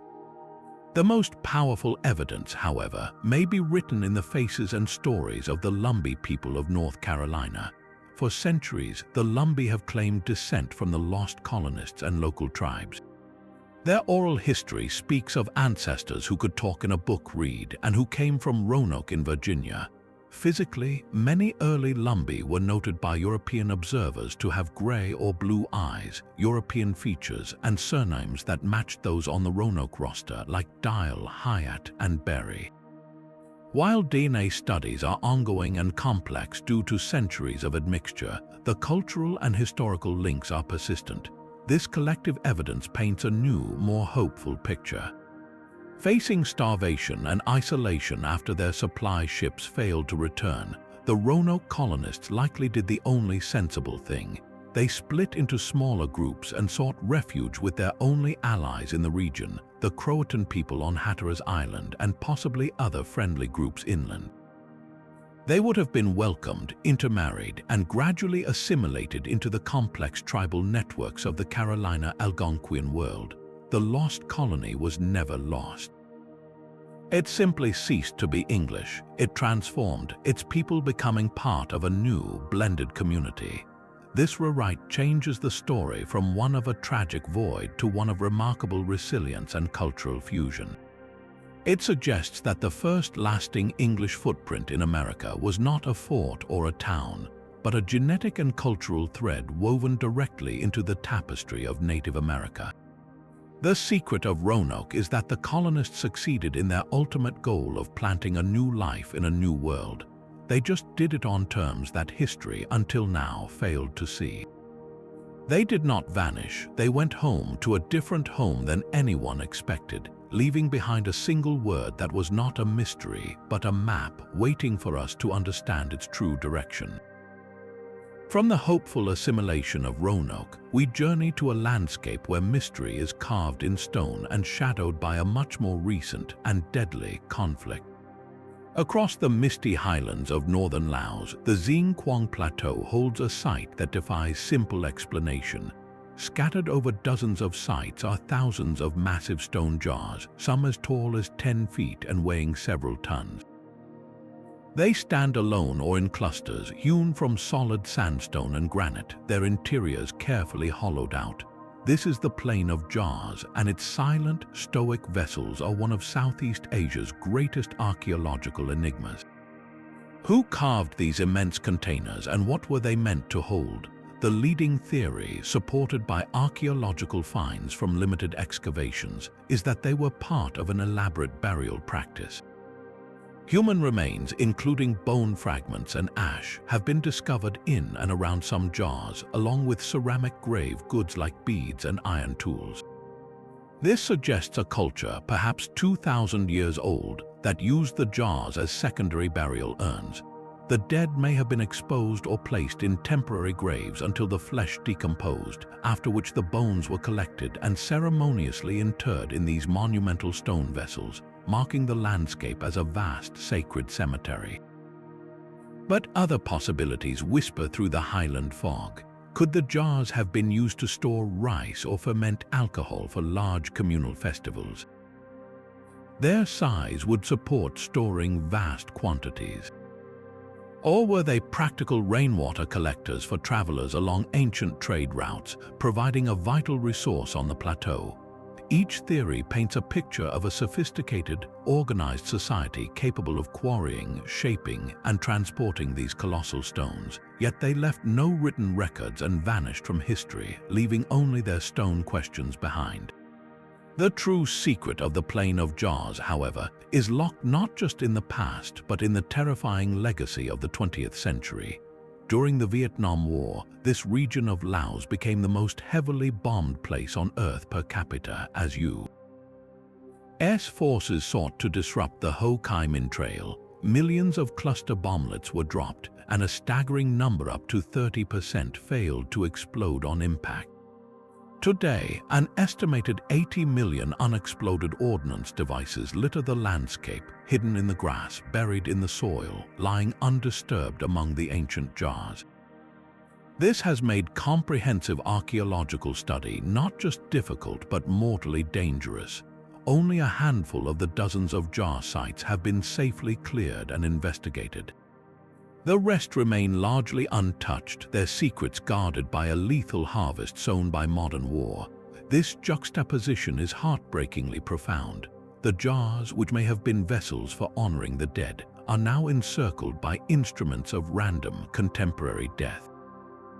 The quest to understand an ancient civilization is halted by the unresolved trauma of a conflict that ended decades ago. Archaeologists must work hand in hand with bomb disposal teams, their trowels and brushes preceded by metal detectors and careful, nerve-wracking excavation of a different kind. In this way, the Plain of Jars rewrites history by forcing a collision of timelines. It is a site where the deep past is held hostage by the painful recent past, a stark reminder that our understanding of antiquity is sometimes obstructed not by a lack of clues, but by the live, explosive consequences of decisions made within living memory. To stand among the jars is to feel the weight of two kinds of silence, the mysterious silence of a lost people and the ominous, waiting silence of the ground itself. The silent guardians of Laos hold their secrets in a landscape scarred by modern conflict. But another empire, one that commanded the respect of pharaohs and kings, was erased so completely it faded into myth. For centuries, the Hittites existed only as a shadow in the pages of the Old Testament, a formidable people mentioned in passing as rivals to ancient Israel and Egypt. Scholars of the 19th century, lacking any physical evidence, dismissed them as a minor tribe, perhaps a local Canaanite group, their imperial might a biblical exaggeration. The idea of a vast Hittite empire rivaling Egypt was considered a fantasy, a ghost story from a sacred text. Then, in the early 1900s, a German archaeologist named Hugo Winkler began digging into a massive, windswept mound in central Turkey called Boghazköy. His spade struck not just pottery but the foundations of a forgotten capital. He had found Hattusa, and with it the tangible reality of a superpower. The city's scale was staggering. Its walls snaked over the hills for miles, enclosing grand temples, royal palaces, and immense fortified gateways guarded by stone lions and sphinxes. This was no minor settlement. It was the administrative heart of a sprawling kingdom, but the true treasure lay in a subterranean chamber, a royal archive. Here, Winkler's team uncovered over 10,000 clay tablets, baked hard by the fires that had destroyed the city centuries before. They were covered in a familiar yet unreadable script cuneiform. But the language was not Akkadian or Sumerian, the common diplomatic tongues of the age. It was a complete mystery, an unknown language belonging to the lost Hittites themselves. The task of decipherment fell to a brilliant Czech linguist named Bedřich Hrozný. In 1915, studying copies of the tablets, he made a breakthrough that echoed Champollion's work on the Rosetta Stone. He noticed a recurring, formulaic sentence, Nu Ninda and Ezateni, Wadar Ma Ekateni. He knew the word Ninda from other cuneiform texts meant bread. The verb eza looked suspiciously like the Hebrew akal and the Greek edin, both meaning to eat. He guessed the sentence might be an instruction, you will eat bread. The next word, wadar, resembled the English water, the German Wasser, and the Old Persian wadar. The sentence suddenly unlocked, you will eat bread and you will drink water. Hrozný had proven the Hittite language was not a Middle Eastern dialect, but a distant, ancient cousin of Greek, Latin, and English, an Indo-European language. This linguistic key threw open the doors to the archive. The tablets revealed a meticulous, bureaucratic empire. There were detailed law codes that showed a surprisingly sophisticated and often humane justice system. Fines were preferred over mutilation or execution for many crimes. There were administrative records, religious texts describing a pantheon of 1,000 gods, and vivid military annals. But one set of tablets stood above all others, the diplomatic correspondence. Here was the hard evidence that rewrote the political map of the entire Bronze Age Near East. The most famous document is the Treaty of Kadesh, signed around 1259 before the Common Era between the Hittite king Hattusili III and the Egyptian pharaoh Ramesses II. For years, Egyptian temple walls had boasted of Ramesses' glorious, single-handed victory at the Battle of Kadesh. The Hittite version of the treaty, written in Akkadian cuneiform, told a different story. It revealed the battle was actually a bloody stalemate, and the treaty was not an Egyptian diktat but a negotiated peace between equals, the world's first known parity treaty. It established borders, a non-aggression pact, and even a mutual defense agreement with clauses for the extradition of political refugees. This was not primitive despotism. This was high-stakes international diplomacy.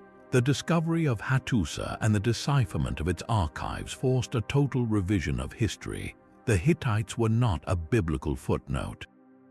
They were a premier imperial power for over 500 years, controlling Anatolia and challenging Egypt for supremacy over the Levant. Their rediscovery filled a colossal blank spot on the map, showing that the Bronze Age world was a tense, balanced network of great kingdoms: Egypt, Babylon, Assyria, and now definitively the Hittite Empire. One empire's forgotten filing cabinet, buried under a Turkish hill, restored an entire chapter of human civilization, proving that sometimes the most powerful kingdoms leave behind not just fallen walls, but carefully filed paperwork waiting to tell their true story. The rediscovery of the Hittites proved that a lost empire could be found in its own words, but there is a civilization equally grand whose voice we have never learned to hear. Along the floodplains of the Indus River, in what is now Pakistan and northwest India, flourished one of humanity's earliest urban societies. From around 2,600 to 1,900 years before the Common Era, cities like Mohenjo-Daro and Harappa rose with breathtaking sophistication. They built the world's first known urban sanitation systems, with standardized brick homes connected to covered drains. They laid out their streets in precise grids, and they engaged in long-distance trade from Mesopotamia to Central Asia. Yet, for all their evident organization and artistry, they left behind a mystery that has stubbornly resisted the modern world. We have found over 4,000 artifacts, small stone seals, copper tablets, pottery fragments inscribed with a unique script. It is a writing system of elegant, stylized symbols: a fish, a man with horns, a spoked wheel, a series of complex geometric shapes. In total, scholars have catalogued over 400 distinct signs. This is not random graffiti. The inscriptions are short, usually just 4 or 5 characters, and they follow consistent patterns, suggesting a structured language used for administration, trade, or religious purposes. They are the clear mark of a literate society, and we cannot read a single word. The Indus Valley script is the great locked door of the ancient world.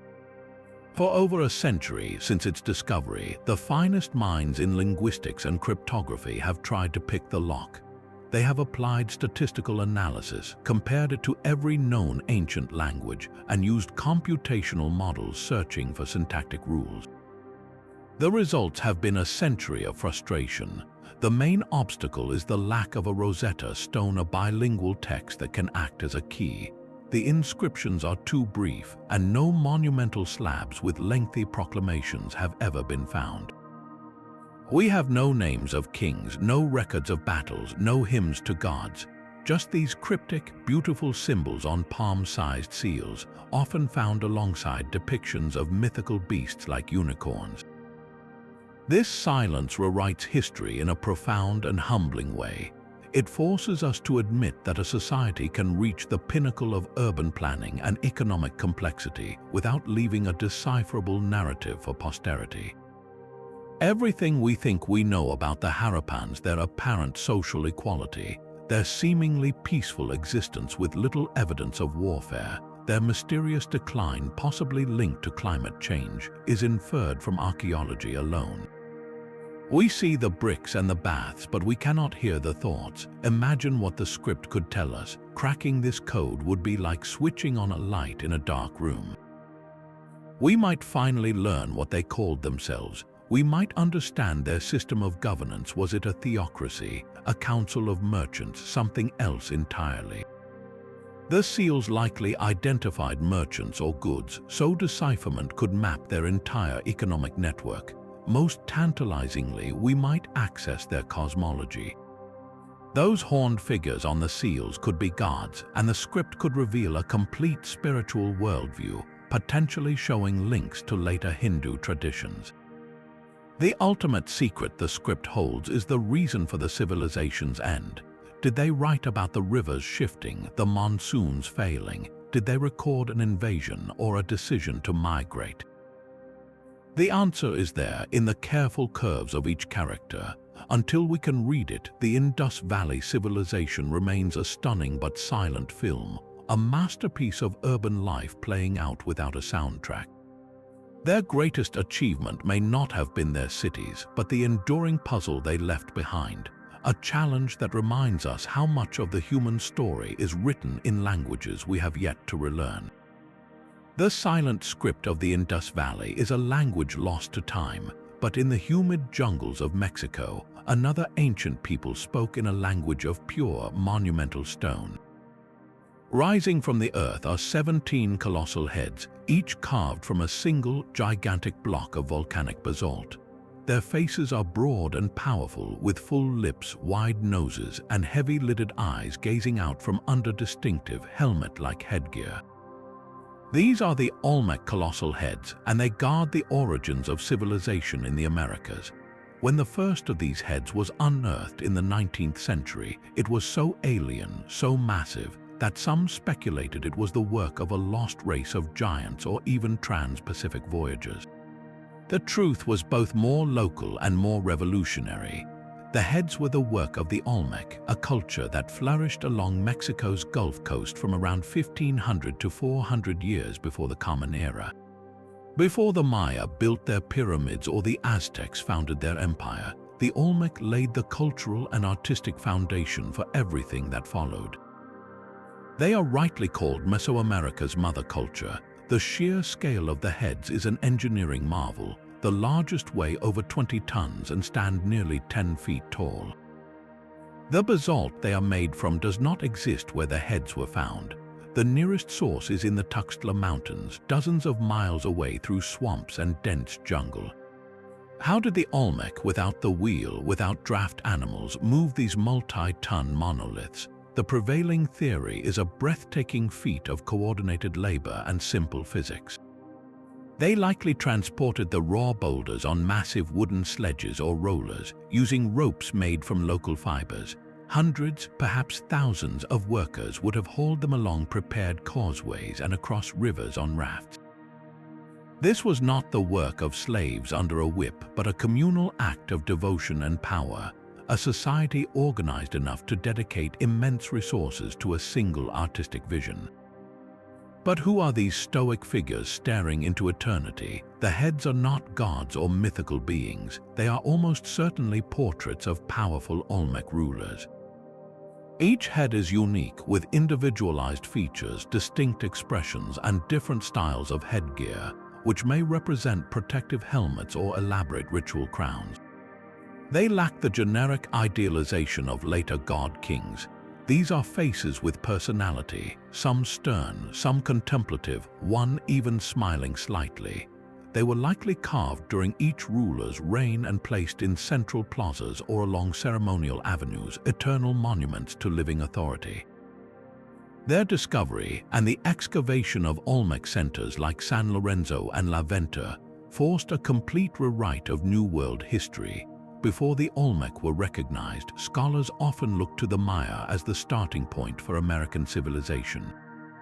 The Olmec heads and the sophisticated cities that produced them pushed that timeline back by a full millennium. Here was evidence of the first complex society in the Americas, a people with social stratification, specialized labor, monumental architecture, and a distinct artistic style that would echo for centuries. They developed a calendar, a system of writing still being deciphered, and a cosmology featuring a word jaguar deity that would influence all subsequent Mesoamerican religions.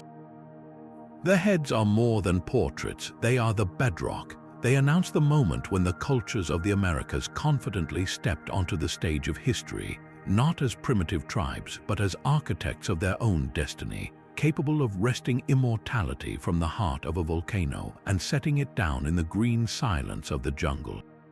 The stoic faces of the Olmec rulers were carved for eternity, a permanent record of power in stone. But 1,000 years later, and thousands of miles to the north, another group of seafarers left a record so fleeting it was nearly erased by the very earth they built upon.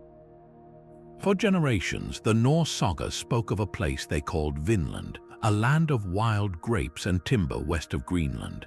They were epic tales of exploration and conflict, but to most historians, they were just that, tales, beautiful legends without a physical anchor in the New World.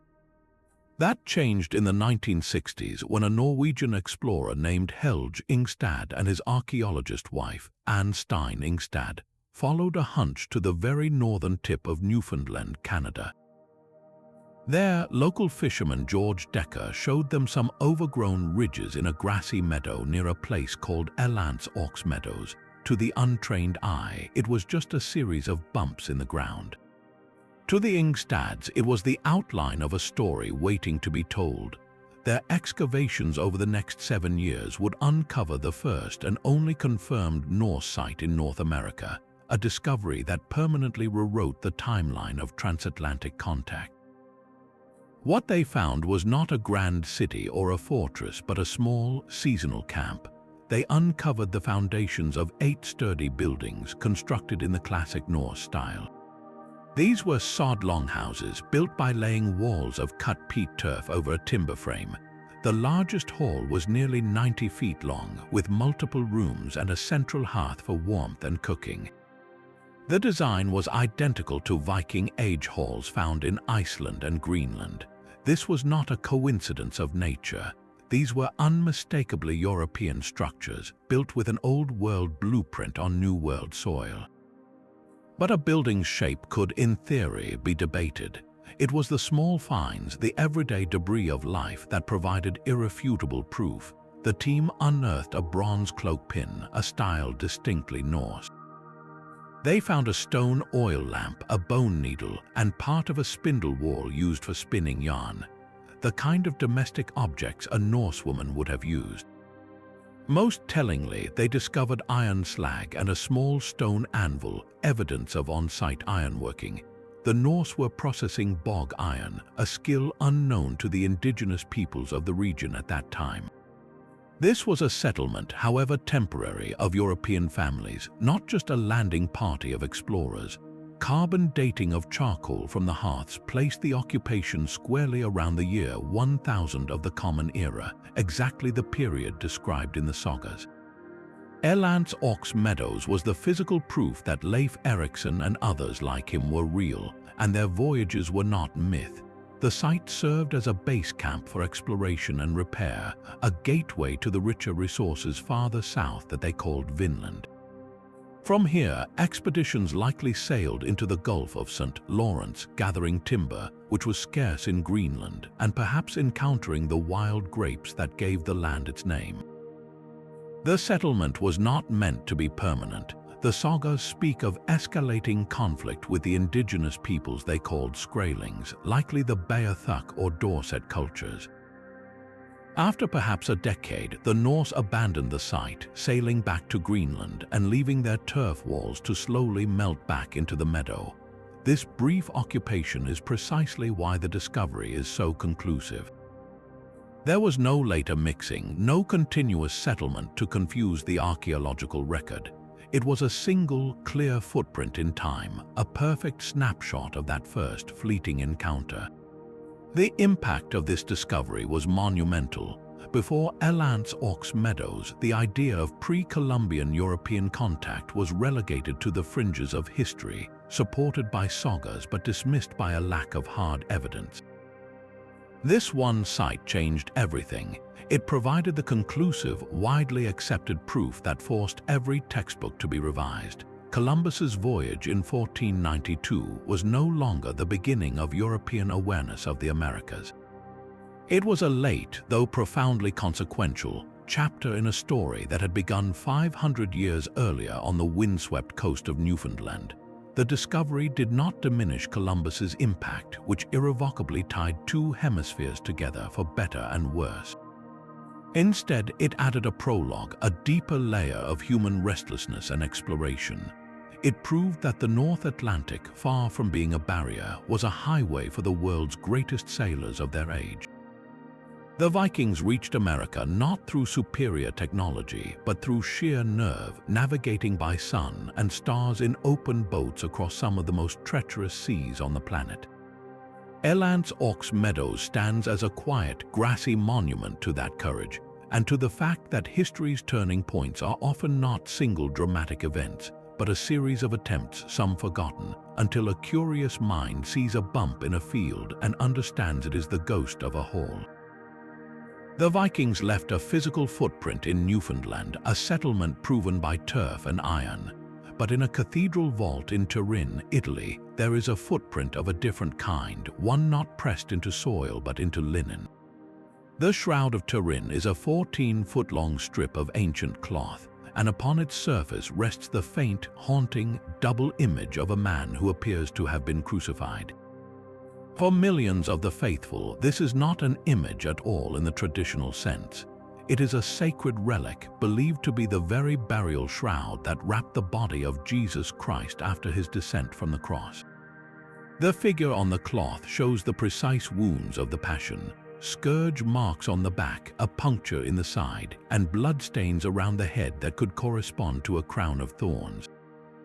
The reverence surrounding it is profound, making it one of the most intensely studied objects in the world. For centuries, the debate was purely theological. Then, in the 1980s, science was granted a direct opportunity to speak. With the permission of the Vatican, a small sample was cut from a corner of the shroud and divided among 3 independent laboratories at the University of Oxford, the University of Arizona, and the Swiss Federal Institute of Technology. Their mission was to perform radiocarbon dating, a technique that measures the decay of carbon-14 atoms in organic material to determine its age. The results, published in 1988, sent shockwaves through the world. All 3 labs converged on a startlingly consistent date. The linen of the Shroud of Turin, they concluded, originated not in the 1st century, but between the years 1260 and 1390 of the Common Era. This placed its creation firmly in the medieval period, a time of fervent relic veneration and, unfortunately, widespread forgery. For many scientists and skeptics, the case was closed. The shroud was a magnificent, albeit heartbreaking, medieval artifact, perhaps created as a devotional aid. Yet, for those who held it sacred, the story did not end there.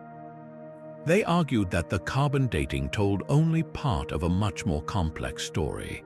The sample, they noted, was taken from a corner of the shroud that had been handled for centuries, a spot likely to be contaminated by oils from human hands, smoke from candles, and even microbial growth.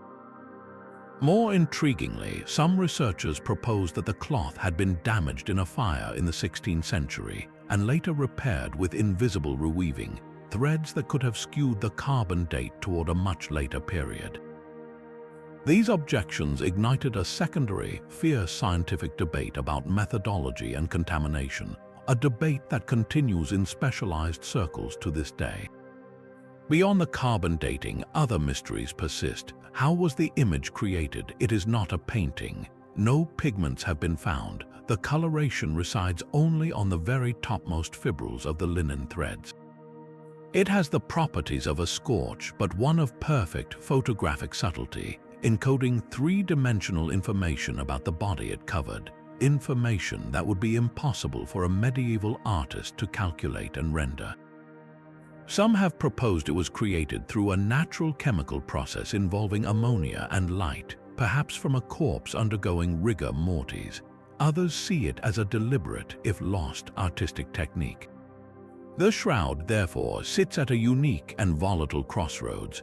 For the faithful, the scientific doubts about the carbon dating keep the door of possibility open, allowing the shroud to remain a powerful, tangible focus for devotion, a silent witness that aligns with the gospel accounts in chilling detail.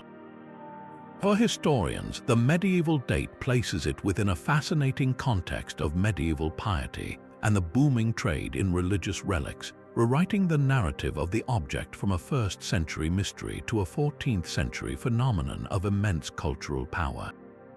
For scientists, it remains an enigma of materials and chemistry, a puzzle that has resisted definitive replication. The Shroud of Turin rewrites history not by providing a single, agreed-upon answer, but by forcing a permanent, profound dialogue. It demonstrates that an object can be two things at once: a medieval artifact according to one set of data, and an enduring spiritual symbol that defies full explanation according to another. It shows how our tools for investigating the past, no matter how advanced, sometimes meet a threshold where faith, science, and history speak in different languages, each telling a part of a story that may, in the end, be about something deeper than linen and carbon atoms. It is about the human need to touch the intangible, to see a face in the cloth. The Shroud of Turin represents a mystery where faith and science speak in different tongues, but our final secret requires no interpretation of cloth or carbon.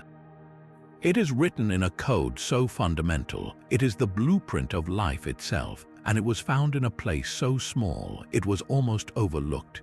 In the remote Denisova cave in the Altai Mountains of Siberia, archaeologists were sifting through layers of sediment when they found a tiny fragment of bone, smaller than a penny. It was a piece of a pinky finger belonging to a young girl who lived roughly 50,000 years ago. To the untrained eye, it was a mere speck, catalogued and stored away with countless other fragments. But this sliver of bone would become the most revolutionary archaeological discovery of the 21st century, not for what it looked like, but for what was locked inside it. Scientists were able to extract ancient DNA from that fragment. When they sequenced its genetic code, they expected to see the familiar signature of a Neanderthal, our long-known extinct cousins. The result was a shock. The DNA did not match Neanderthals. It did not match modern humans. It represented an entirely new, previously unknown branch of the human family tree. They named this new hominin the Denisovans after the cave where the bone was found.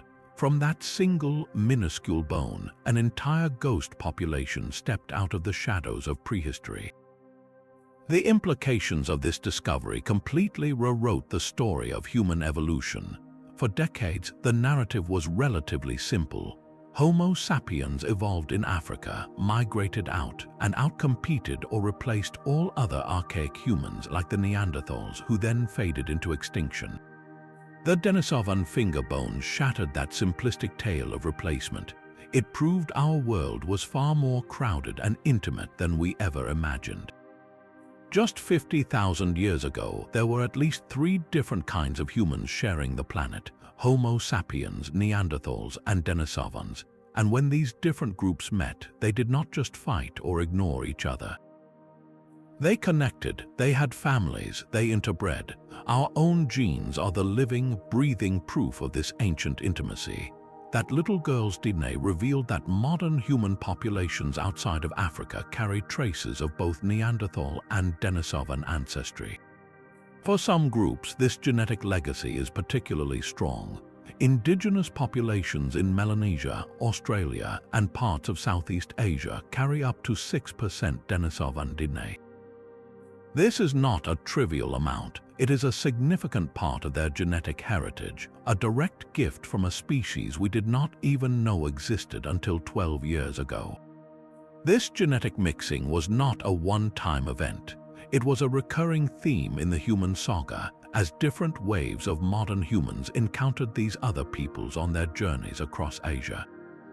But the Denisovan legacy is more than just a percentage point in a genetic test. That inherited DNA may have given our ancestors crucial survival advantages as they moved into new and challenging environments. Some studies suggest Denisovan genes contributed to adaptations that helped modern humans thrive at high altitudes in Tibet, and possibly improved immune responses to local pathogens in Southeast Asia.